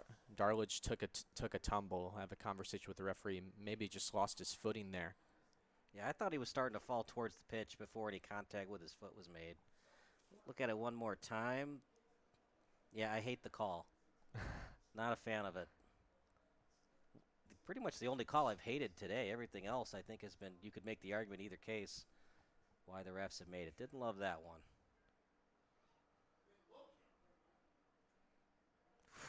Loose ball in the box, shot, another block shot. Incredible defense. And a bicycle kick going nowhere. As slow to get up is Diego Ochoa. And they might have to sub in another goalkeeper. He is slow to get up, but he's going to try to fight through it. He had a hard collision with at least 2 players. Doesn't matter what uniform it was. Yeah, that free kick was put exactly where it needed to be. It just kind of died in the air, right where you take that, right in that penalty spot. And Ochoa aggressive out of his net. As we're looking at the replay, yeah, he collides with his own teammate. Couldn't tell who the number was. But then Makai Francis, in absence of his goalkeeper, makes a great save to keep this a 1-1 1-0 game. Being all over the pitch tonight. It was Nate Young who accidentally collided with Ochoa, and you love to see it. Ochoa back into the match, and that should be a handball. Yeah, Flag they're gonna finally call goes that. up. I thought it was against Steel City, but they're going to call it against JaHbat, and I'm interested to see why that call was made. Could have gone either team, honestly, as it looked like both players with their hands were near the ball. Yeah, from my vantage point, it looked like it went right off the forearm of Koziera. See, it's up in the air, header to the sideline. Yeah, right there. Yeah, okay, so even if it went off 17, it went off JaHbat first. But possibly not a dangerous handball. Pretty good kick. Once again, great defense from JaHbat. And Camarena, he's the primary set piece guy for Steel City. Look at out the here. speed. Here we go. A half step on the D. It's Esquivel, and a great play by Carvajal to get a piece of that and force a tough angle shot for Esquivel. Esquivel turning on the afterburners there. Splits the defense, but Carvajal one step further.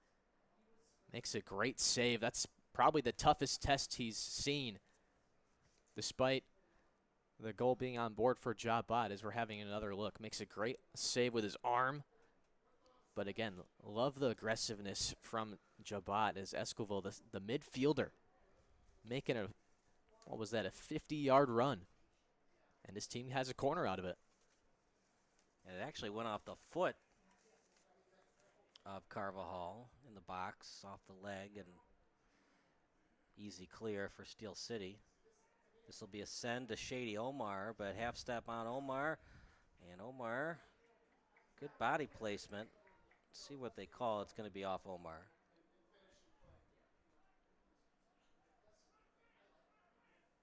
So JaHbat, even though they're up 1, they're still very aggressive on offense when they need to be. And they're playing this game exactly how they played it in the first half, so I'm glad they haven't changed anything in terms of game plan, in terms of structuring, in terms of how they want to defend against Steel City. They're going with what's working, and I'm glad to see it. And it seems like they're still getting great chances when they're coming to them, and they're trusting Ochoa when they need to.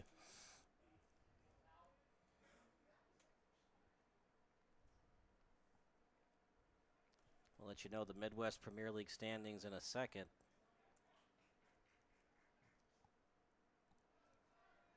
For Steel City, partner, we talked about them outscoring JaHbat 2-0 in this half. Whatever you do, try to get at least 1 point. You know, we talked about that winning percentage between 650 and 750 when you're at home with a small sample size, as is the Midwest Premier League schedule. Try to get at least 1 point in this home match. And even if you don't get 1 point, you still have a fantastic goal differential where you're still ahead by 5 goals, as they were able to outscore FC Select in their previous 2 matches 9-3. So they have a seismic goal differential so far to start this season. What's cool, too, we have 2 groups for Division 2. They're still deciding if there's going to be a championship game between Group A and Group B. We did see a championship game 2 years ago for Great Lakes East versus Great Lakes West. Sports Broadcast Solutions was on the call for that match. So even if Steel City wins the group, there's no telling if that will be the final decision about them moving to Division 1. They might still have to play against Group B's winner, which as of right now is Chicago Soccer Academy, 3-0-1 at 10 points. You know, partner, really quickly, after this throw-in is successful by JaHbat, is for some soccer standings, they like to do wins, draws, losses. Do you like that? Is that more of the European way of doing soccer standings, or do you prefer the American way of wins, loss, ties? I mean, I don't really have a preference. I mean, as long as you know which one is a draw and which one's a loss, Right, yeah. you can kind of just go from there. But just one of that's those the main thing you have to know going into looking Right. at standings like that, where it could be different depending on what league you're looking at. Do we call it a football match or a soccer game? You know, I'm an in-between. Soccer match. So we interviewed a Chicago Nation player who grew up in Britain. This is a beautiful through ball, by the way, and easily played by Carvajal. And he said it's either a football match or a soccer game. You cannot combine them. It is a soccer field or a football pitch. It's funny, too, because probably on this broadcast I've probably said soccer game subconsciously.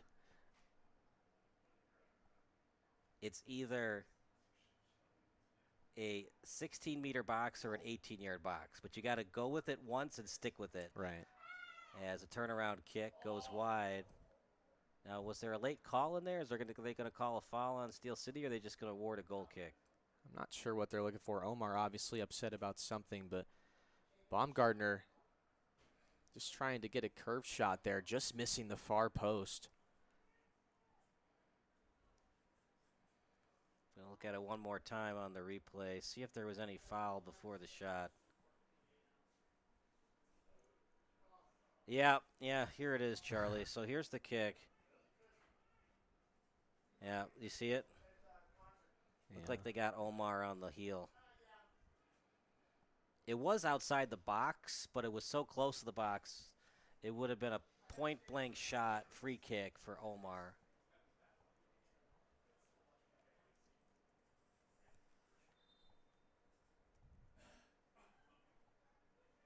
Anyways, it's a big no call because you'd love to have the free kick right near the box.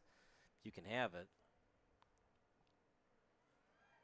Meanwhile, Carvajal, good hang time kick. And headed forward by Bernie Cozier. Yeah, maybe would have wanted more distance on that kick by Carvajal.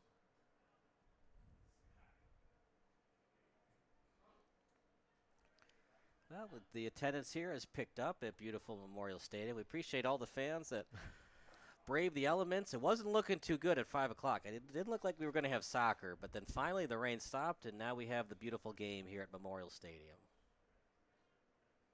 Left-footed kick near the box. Turnaround kick, shot off the crossbar. Loose ball, another try. Carvajal with a brilliant play on the rebound try. Almost a dagger, but Steel City has new life. That first attempt was by Walter Luglio. It goes off the crossbar. And I wonder if the back line was trying to flag for an offsides on the rebound. As you see the arm up there by Ethan Gordon. Another chance. So what were they signaling, Charlie?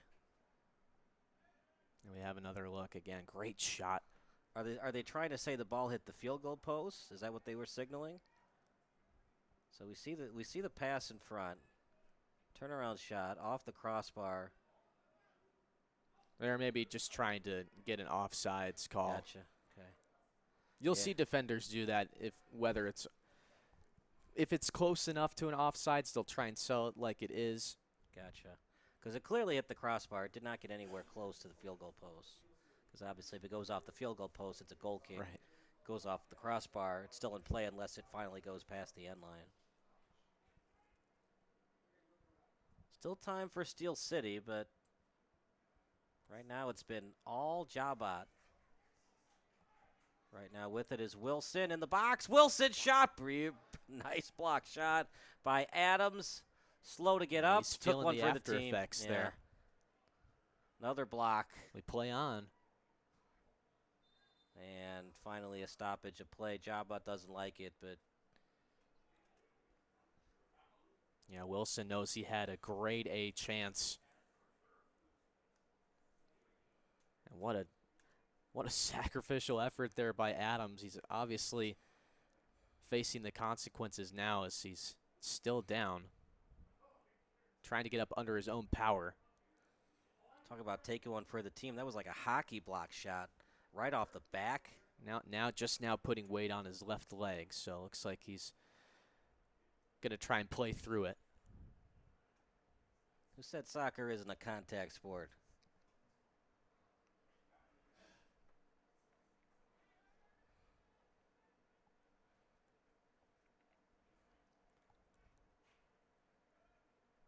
Well, we talked about ball possession and time on attack. Steel City definitely won the first half, but arguably the second half has been won by JaHbat. It's been pretty even so far, but I definitely agree with JaHbat having a lot more control, especially in the first few minutes here. They've already played 15 so far. At the boundary. Game started just 2.5 minutes into the match. An own goal, and that's it. Shot. I like the decision, pretty good angle, but just couldn't get it on net. That was Johnny Rosakis, and a rocket of a shot, just missing the far post there.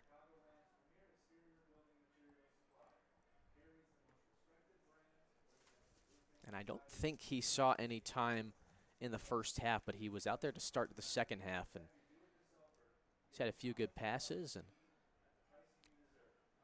JaHbat back on the counterattack. From 22 yards out, shot off the fingertips, and a break for JaHbat as the goalkeeper in Carvajal could not finish the play, and a set-piece corner kick coming up.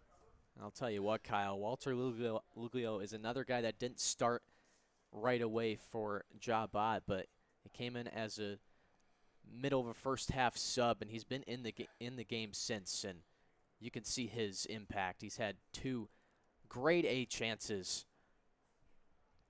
As that one off of his weak foot. And another great save by Carvajal. Walter Luglio is a winger for the Hobart and William Smith College. As in the box, lefty kick, corner kick coming up. Are they going to change their mind and say it was off JaHbat? Yeah, Scoville just not getting that one on target the way he wanted to. Just a whiff that misses the near post. Walter Luglio grew up in Wilmette and went to NSCD, North Shore Country Day is what NSCD stands for.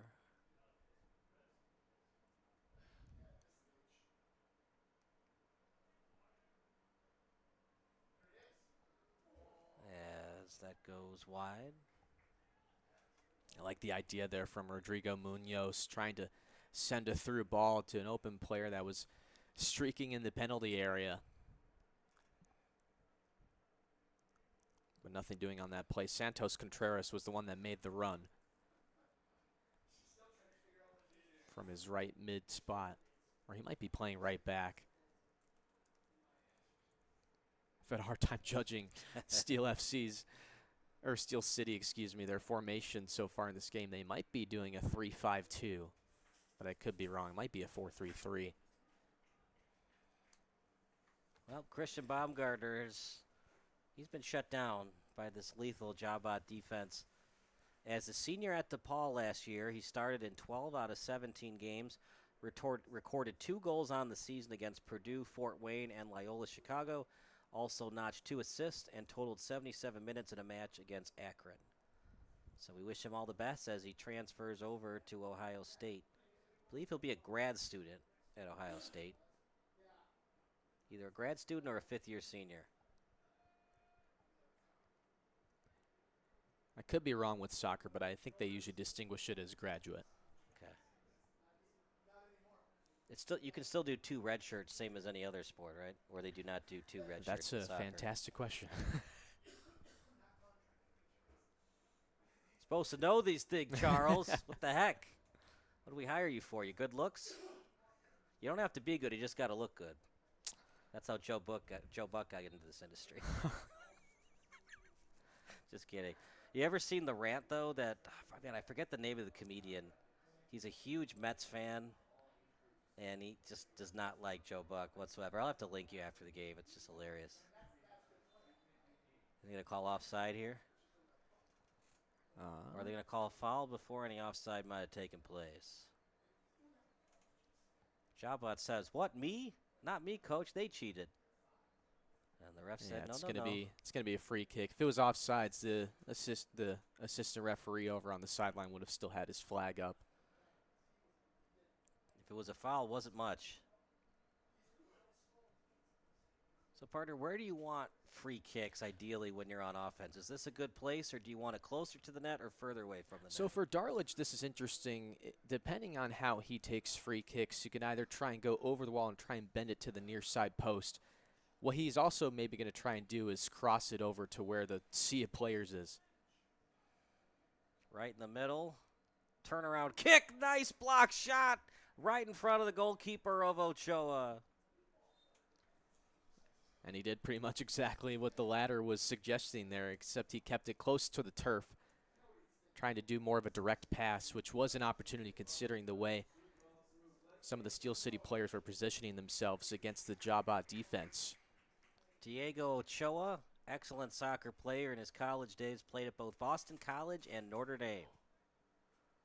Straight up in the air. And he's showing why he's a former Division I soccer goalkeeper. He has been almost unscorable today. And when he's not playing well or the shot doesn't get through to him, the defense is there to block it.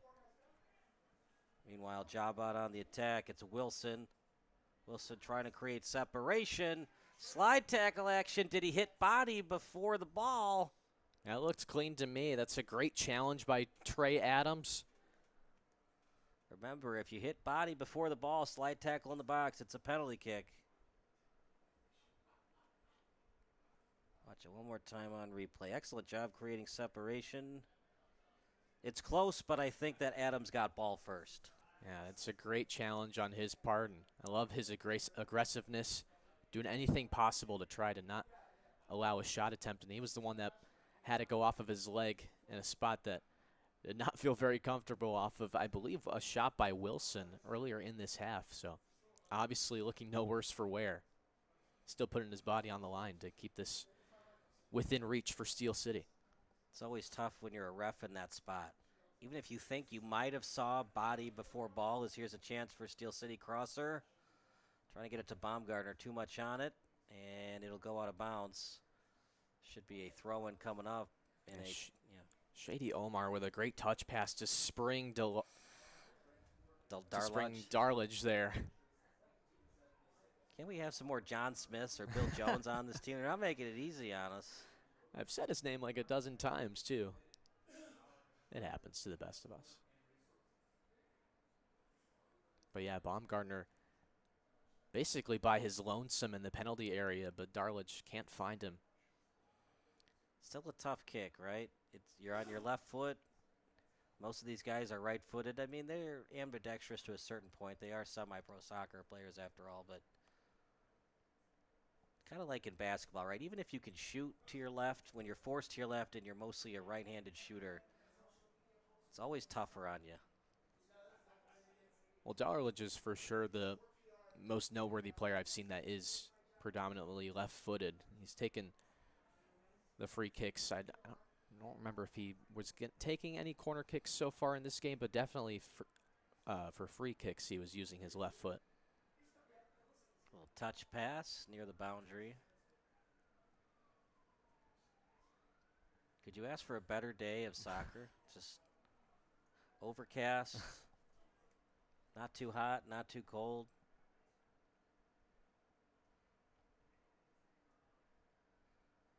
What was it that the character in Miss Congeniality said? How do you describe your perfect date? I'd have to say April 20th. Not too hot, not too cold. All you need is a light jacket.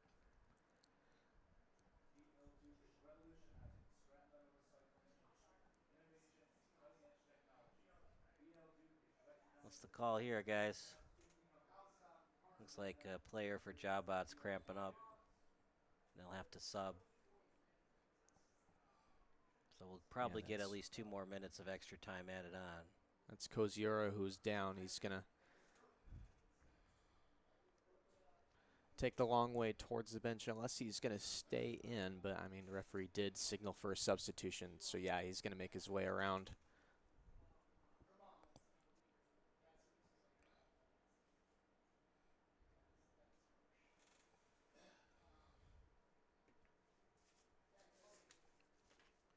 Mark your calendar, June 22nd at Slammer Stadium, a doubleheader. It will be amongst Steel City's biggest nights ever.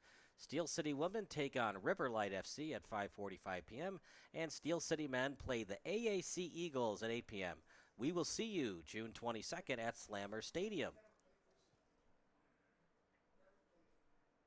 So are we going to get a free kick or a throw-in? I believe the original call was going to be a throw-in as Kozier is making his long walk towards the bench, and trainers meeting him halfway there. Steel City would like to thank its presenting partner, Ozinga. Ozinga is a Fourth generation, family-owned American business in the construction materials industry. They make a positive impact on individuals, their families, and the community for generations by providing concrete, aggregates, and cement that help build a better future. And when Steel City travels, it travels with DRC Buick, GMC, and Joliet. DRC is a leader in supporting Joliet, servicing the area for over 30 years with all their car buying and serving needs. Over to the boundary. Gordon, stop and start. Trying to set it up to Baumgartner. Read well by JaHbat as the men in the white jerseys still having a 1-0 lead.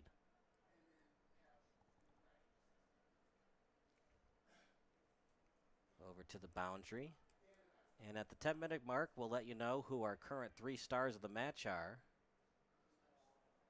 Off the body, well played by Hector Mejia, but goes wide of the net, and a goal kick coming up for Eric Carvajal.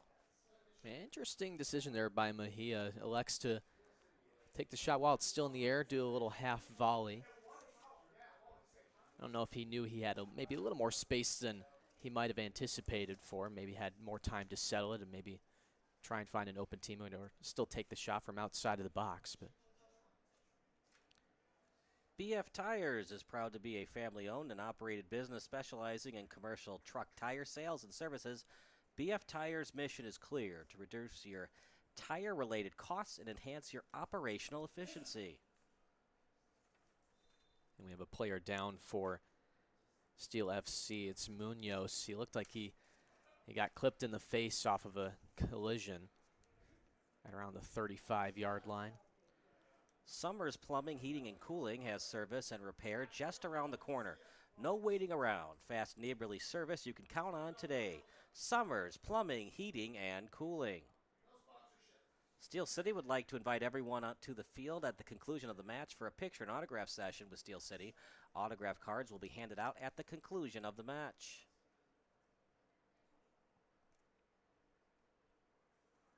If JaHbat wins this one, it's well-deserved, partner.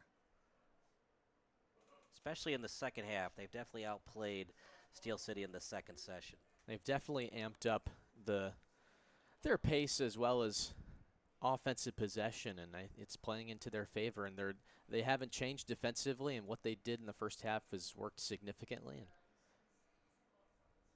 why change the game plan now?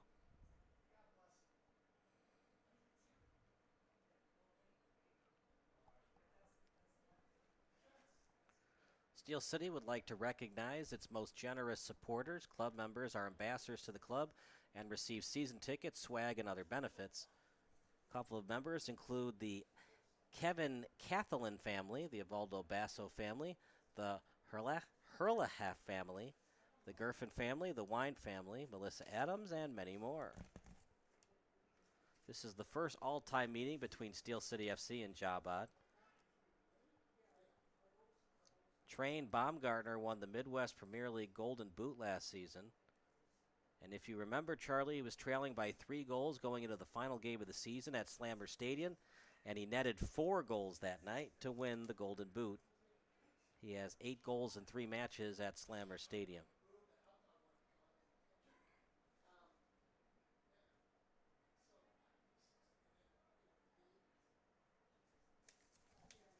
That's something that Ohio State is definitely going to notice, especially when you amp up your game under pressure. That's something they're definitely going to look for Baumgartner in these next few matches. And he almost had a 5th goal that night. They were playing Strikers Fox Valley, and he got clipped from behind on a seemingly breakaway. So how about that? Almost scored 5 goals in a pre-professional soccer game. But right now, Steel City is looking for any kind of goal to get at least 1 point. I was just going to say, you're lucky to get 5 goals total in most soccer games. They won that game 6-1 over Fox Valley, and of course, Baumgartner had 4 of the 6 goals. He had 9 shots that night, 6 on goal. Pretty darn good shot on goal percentage. But for now, it's JaHbat that's been the better team for most of this one. That was actually headed by Steel City over to the sideline, and a great kick to avoid the throw-in by Contreras. As it's Omar over to Darlodge, can't keep it in. And again, this has been hurting Steel City as well. You see some passes, they're not as crisp as they should be, as that pass by Omar is behind Darlidge, who's trying to make that run on the left side. And yeah, that's an easy booking for the official there, as Mejia is going to get a yellow card. Clipped Baumgartner right in the leg. For JaHbat, they come into this one 0-1. They had a goal differential of -2. That goal differential is going to be a little bit better after this one if the game continues to be a 1-0 win.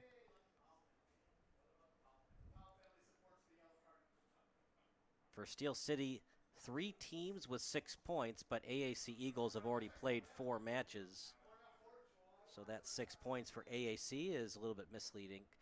Charney Yaswell also with 6 points in their 2 matches, goal differential of +4. Thought about it, decides to go the other way with it. Over to Waddington.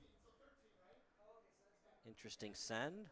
Maybe a lack of communication between Contreras and Waddington, and a goal kick coming up for Diego Ochoa. And I immediately looked towards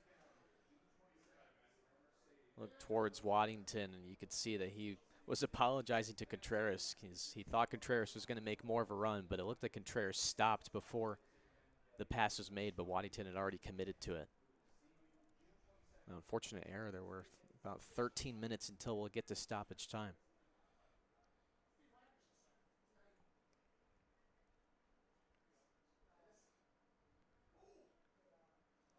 Diego Ochoa is from Bensonville, and his high school was York High School.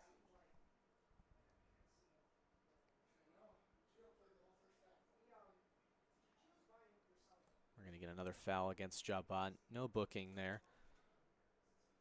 Man, I feel old. His all-time favorite movie is Dune 2. I don't know if I believe him. You think he might have had some adult beverages before he talked to the sports information director? Maybe he just doesn't watch movies. Okay. I haven't even seen Dune 1. By your tone of voice, I'm assuming Dune 1 was better than Dune 2. I haven't seen any of the Dunes either. His favorite artist is Daniel Caesar. I have no idea who that is either. This shot off the crossbar. Chance. Goal! Shady Omar, the former Golden Boot winner, shows it on that play. 1-1. And we see Steel City take that set piece in a way where we haven't seen it all game. They go for a direct shot. Ochoa makes the save, then it goes off the crossbar. And Johnny on the spot, Shady Omar with a tap in. We're leveled at 1. What a goal. Huge goal, partner. You go from 0 points to at least 1, and can Steel City put on the pressure to get the full 3 points? We talked about winning halves. Steel City is halfway there, but they can't have any lackadaisical mishaps on defense going forward. Just a heartbreaker for JaHbat. Played really well, but when you commit 1 too many fouls, it allows set pieces for the opponent. And they're called set pieces for a reason, right? They set up their offense and eventually a rebound goal for Steel City. This should be a foul on JaHbat. This is getting physical, to say the least. Both of these teams have amped up the aggressiveness. You know, they usually call baseball a game of inches, but sometimes soccer is this one, right? On one side, it goes off the crossbar, and then Carval had enough time to get back into the play to make the rebound save. The other shot goes off the inner part of the crossbar, puts the goalkeeper in a bad spot on his back foot, and then a rebound goal for Shady Omar. Oh, how the tides have turned in terms of those 2 shots off the crossbar. Little tap pass from Omar. Might have overdone it. He's trying to find Baumgartner. Maybe a little bit too cute on that play. And this should be a foul on JaHbat. Conditioning so important in a game like this, partner, and possibly Steel City a little bit more conditioned than JaHbat. Well, I guess they were out on the field earlier before the game started. They were maybe out there about an hour in advance, starting their warm-ups through the rain. To be great in soccer, it's not a sometimes thing. It's an always thing, or a consistent thing. And JaHbat, for most of this, has been very good. But a couple of too many fouls allowed a set piece, and Steel City could squeak by with at least 1 point tonight. And for Shady Omar, that's his 5th goal in 3 games. As in the 2 games against Select FC, he scored 4. He had a hat trick in their 2nd game that ended in a 5-1 victory.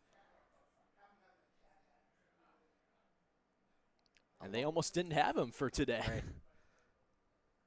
Wonder how many gas stops he had from Peoria. The guy probably had to put in a full tank to make sure he got here on time. No bathroom breaks allowed.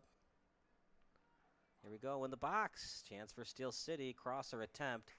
Read well by Manyan Eza, but it's going to be a corner kick set piece coming up for Steel City.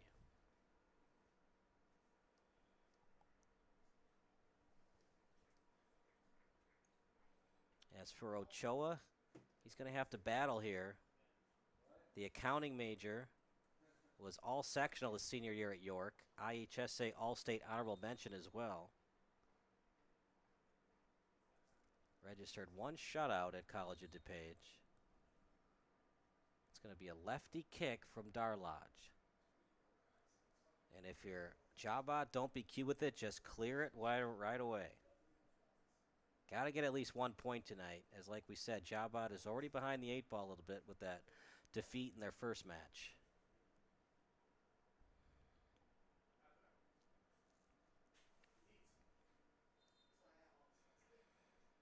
Here we go. Lefty kick.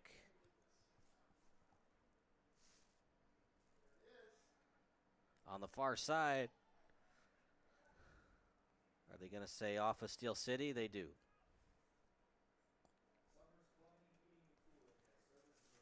Yeah, Trey Adams went up for that header. Just didn't get good enough contact there. 7 minutes to go.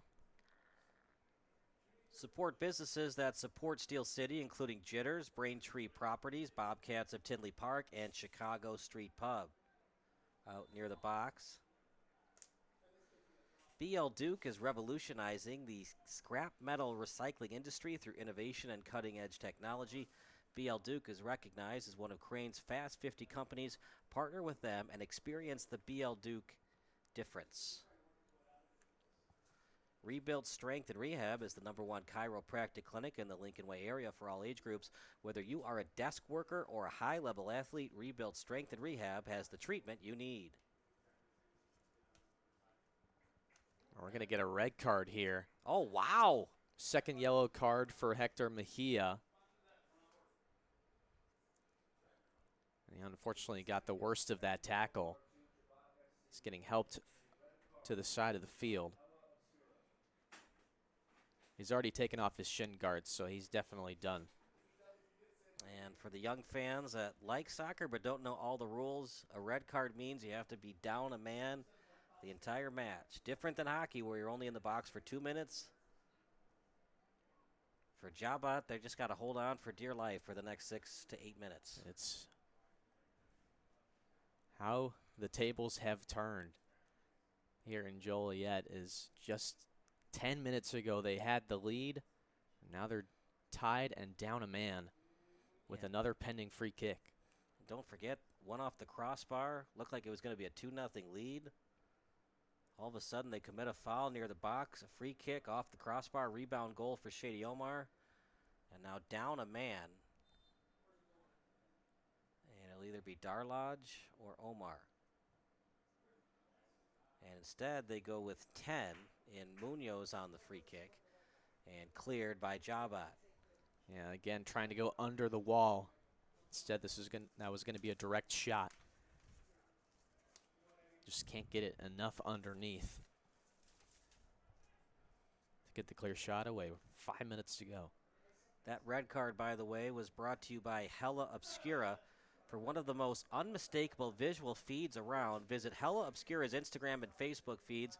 Few capture the soul of urban spaces in Joliet and beyond the way Hella Obscura does. And one could say they do a hell of a job. See what you did there.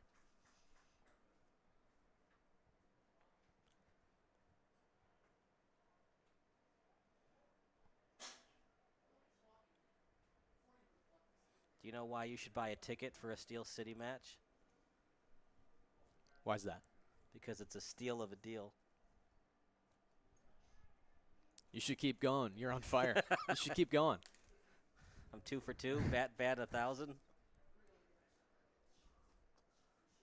As Hawk Harrelson would say, don't stop now, boys. Couple of tap kicks over to the sideline. We'll play on.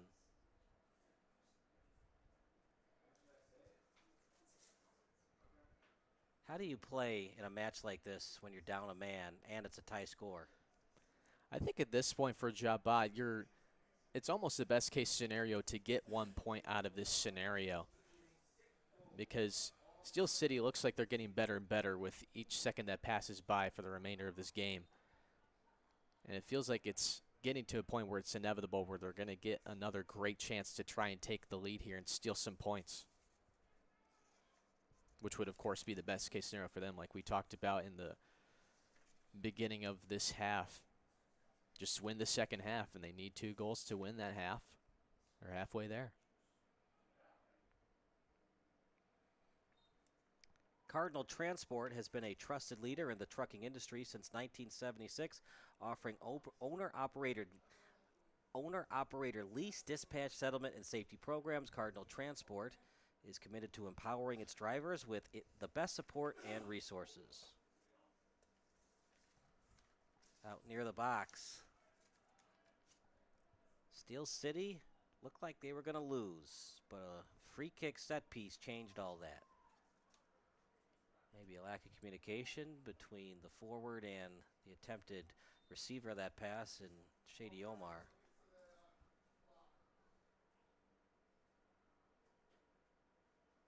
I'll tell you what, Steel City had numbers on a play earlier than that, but a great defensive play by Lincoln Carbray to intercept a pass to spoil that scoring chance. Of course, Steel City had a few more chances after that, but now we have a goal kick. And one would think that JaHbat's going to be very conservative the remainder of the match just to find a way to get 1 point tonight. Absolutely, and the more time they have possession, the better. If in doubt, try to kick it out.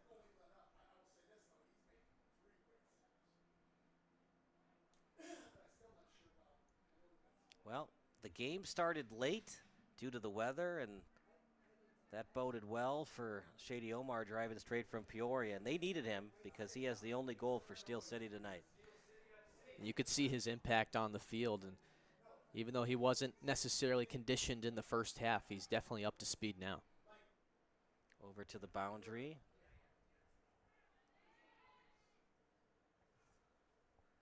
As that crosser, Darlodge will steal.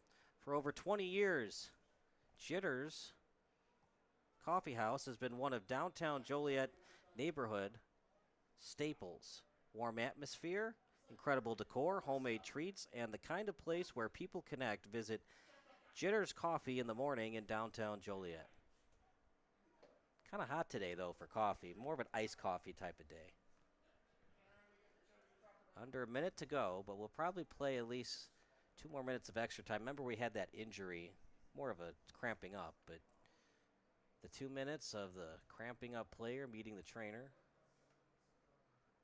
And that's such an advantage for Steel City with the extra time being up a man. Plenty of time to still get one on the board. 11 on 10 if you include the goalkeepers. Over to Adams.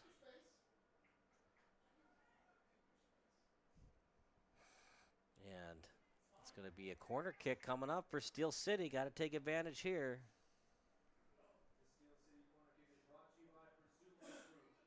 And Darlodge has been their go-to guy on these corner kicks. They've been mostly good. Are you surprised they haven't used Omar or Baumgartner on any of these corner kicks? I think considering the type of players that Omar and Baumgartner are, they're primarily finishers. They're the top goal scorers on this team.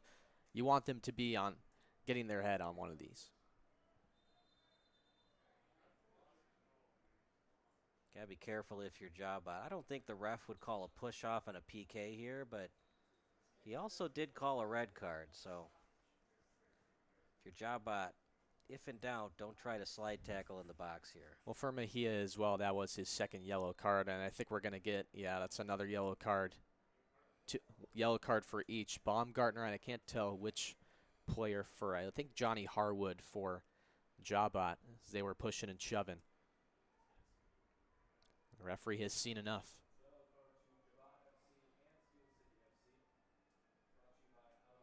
Now, when the ref calls yellows and reds, does that factor into additional time, or it's because both players were committing unsportsmanlike conduct penalties, you don't consider the additional time added on?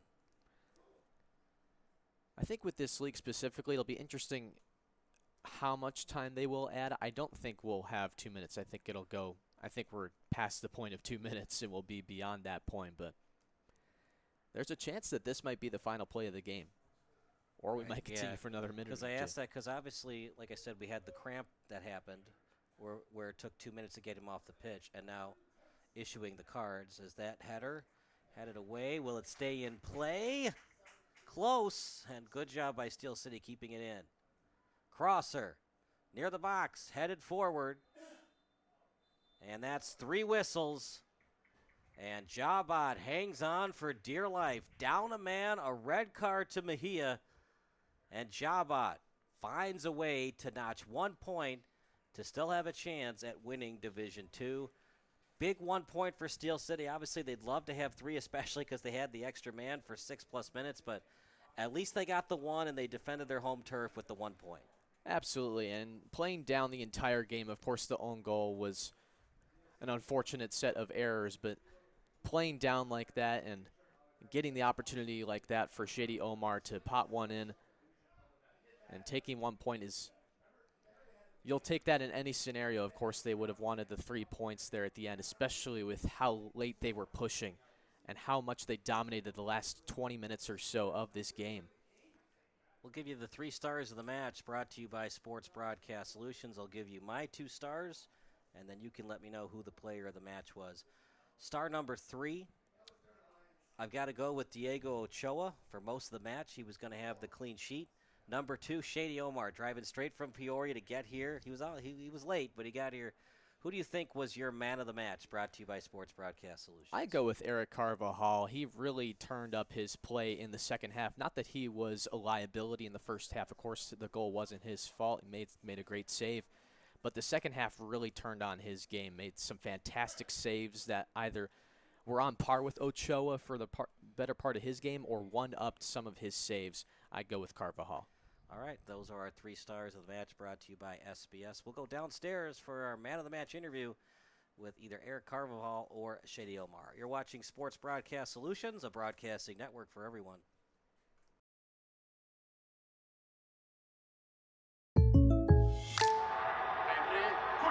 Diego!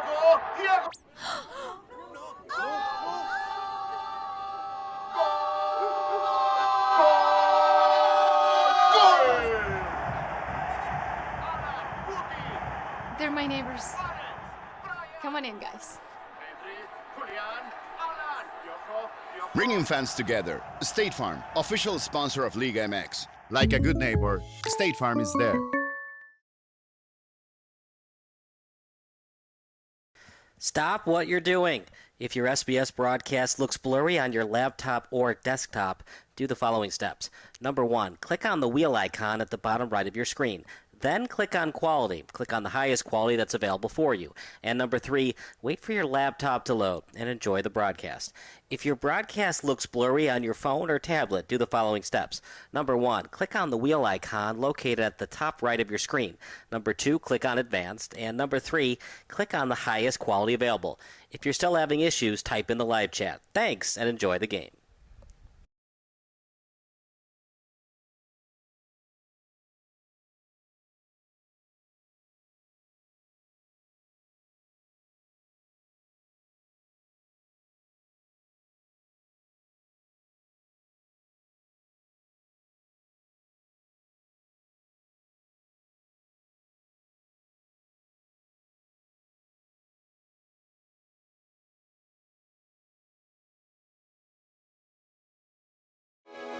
Sports Broadcast Solutions is a broadcasting network for everyone. SBS offers live telecasts on Channel 59.3, YouTube, or Twitch. We include pre- and post-game interviews with the players. You know, I started in the locker room. All the boys were getting going before the game and stuff, and we kind of found a little click at the beginning of the game, so I think that's what got us going. We also include digital live statistics, play-by-play commentary, team highlight reels, and even more than that. Go online to sportsbroadcastsolutions.com or search Sports Broadcast Solutions on YouTube. SBS, a broadcasting network for everyone.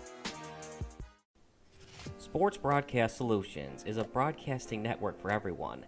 At SBS, we offer a professional broadcasting experience for the non-professional athlete. Just like the pros, we offer everything for you. Play-by-play commentary. A no-hitter at Kane County Stadium. 15 strikeouts, 1 walk, 1 error, and that's it. Color commentary, highlight reels, recruiting videos, and much, much more. Unlike our competitors, we zoom in on the action and always have a live scoreboard with a live time code. If you're ready to have your next sporting event feel like CBS Sports, then make sure to call Sports Broadcast Solutions today. Our phone number is 330-957-7653, or you can go online to sportsbroadcastsolutions.com. SBS, a broadcasting network for everyone. Missing your child's sporting event just plain stinks.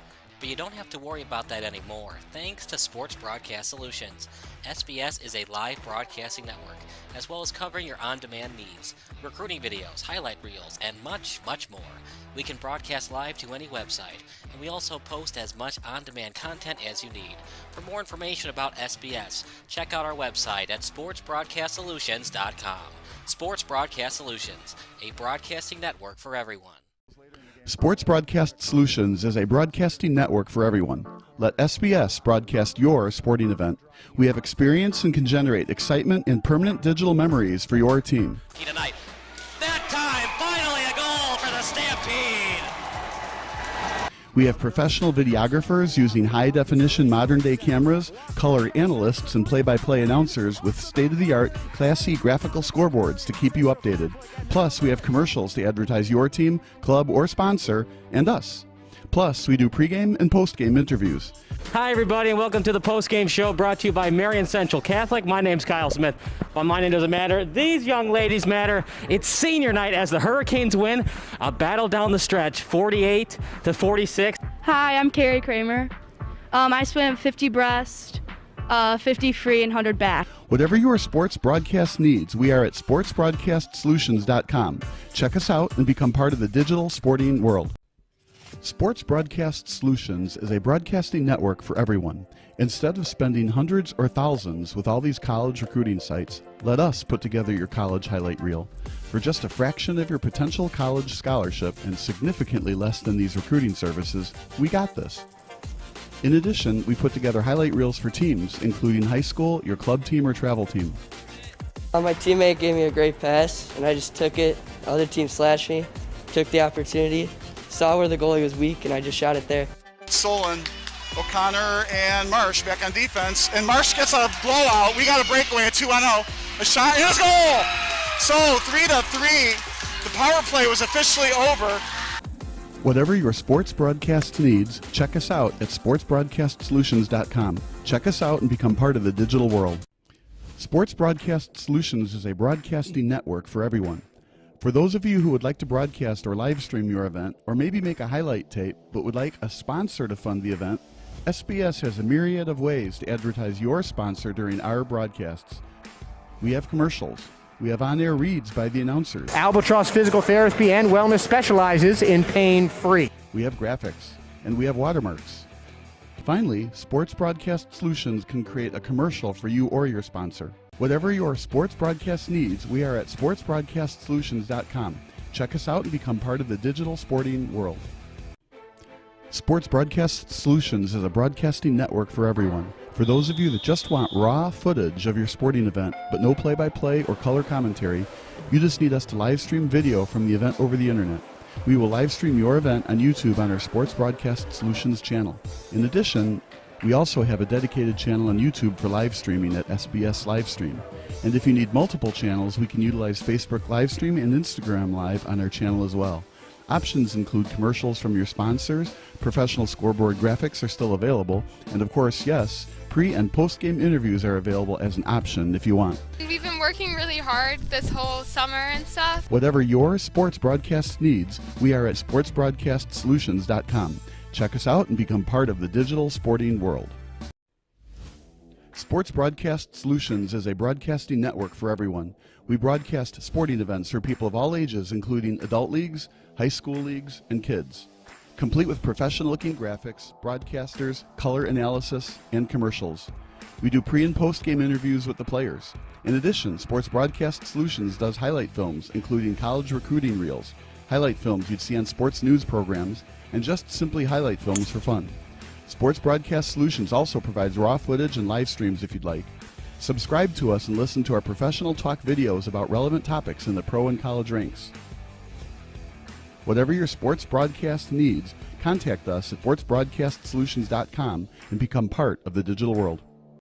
This is Sports Broadcast Solutions, a broadcasting network for everyone. Check us out at sportsbroadcastsolutions.com and become part of the digital sporting world.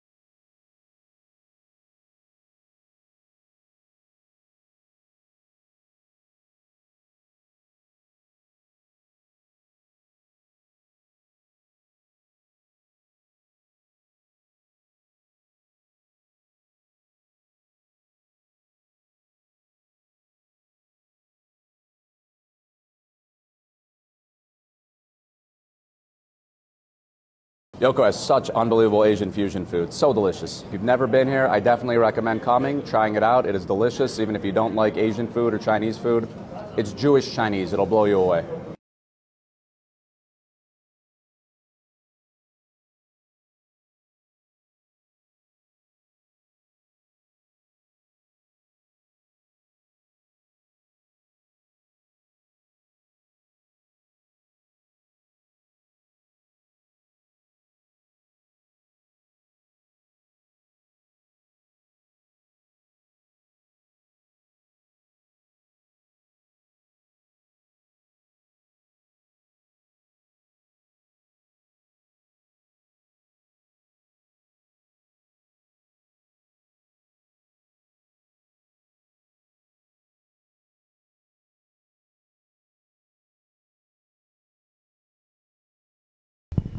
Welcome to the post-game show brought to you by Sports Broadcast Solutions. I'm Kyle Smith along with our man of the match, Shady Omar, scored a goal in the 1-1 draw today over JaHbat FC. It looked like they were going to get the 1-0 win off the own goal, but you picked up your teammate Ethan Gordon and scored a beautiful goal to tie the score up at 1-1. Yeah, honestly, for us, we feel like it's a tough result because, especially in the second half, we feel like we had a lot of chances.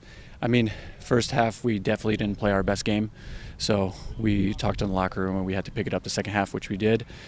Some things out of our control, obviously with the referee and some of the challenges that were coming in that weren't necessarily going our way, but you can only control what you control. So we're looking forward to learning from the challenges in this game and winning the rest of the games. I mean, that's what we're here to do, and we have a goal, and we're just going to keep at it. What was Diego Ochoa, tonight's starting goalkeeper, doing so well for JaHbat that made it tough for you guys for most of the match? I wouldn't necessarily say it was just the keeper. I think, like I said earlier, it was mostly our mistakes that made it tough for us. That was pretty obvious from our end. It's, I mean, things that we just knew that we were messing up. A lot of people just talked in the locker room. A lot of the guys were just like, hey, we're not having our best game. But I think we were our biggest challenge, honestly. Carvajal did his best to keep you guys in the match, especially after that own goal. He was lights out the last 80 minutes of this match. What was he saying during set pieces, in between downtimes in the match? Yeah, honestly, just like him and everyone else, especially him, he had a great game. And we were just trying not to be negative even when things weren't going our way. And we were just staying focused and keep, playing our game. As long as we focus on our identity, then we will continue to do well. So that's all he was saying. 2 yellow cards from Mejia led to the red card for him, so he was in the sin bin the rest of the match. You guys were up a man but couldn't score. What were they doing defensively to kind of make it tough for you guys the last 10 minutes? Yeah, I would say just like earlier, they were kind of sitting back.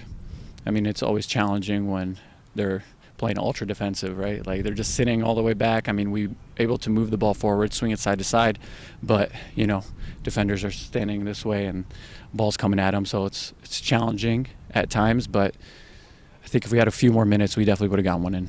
You guys are still undefeated. You defend home turf. You're still undefeated at home, 1-0-1. Obviously, you'd love to have the 3 points, but you're still very much a contention to moving on to Division I in the Midwest Premier League Heartland Conference. Yeah, we have no doubts from that.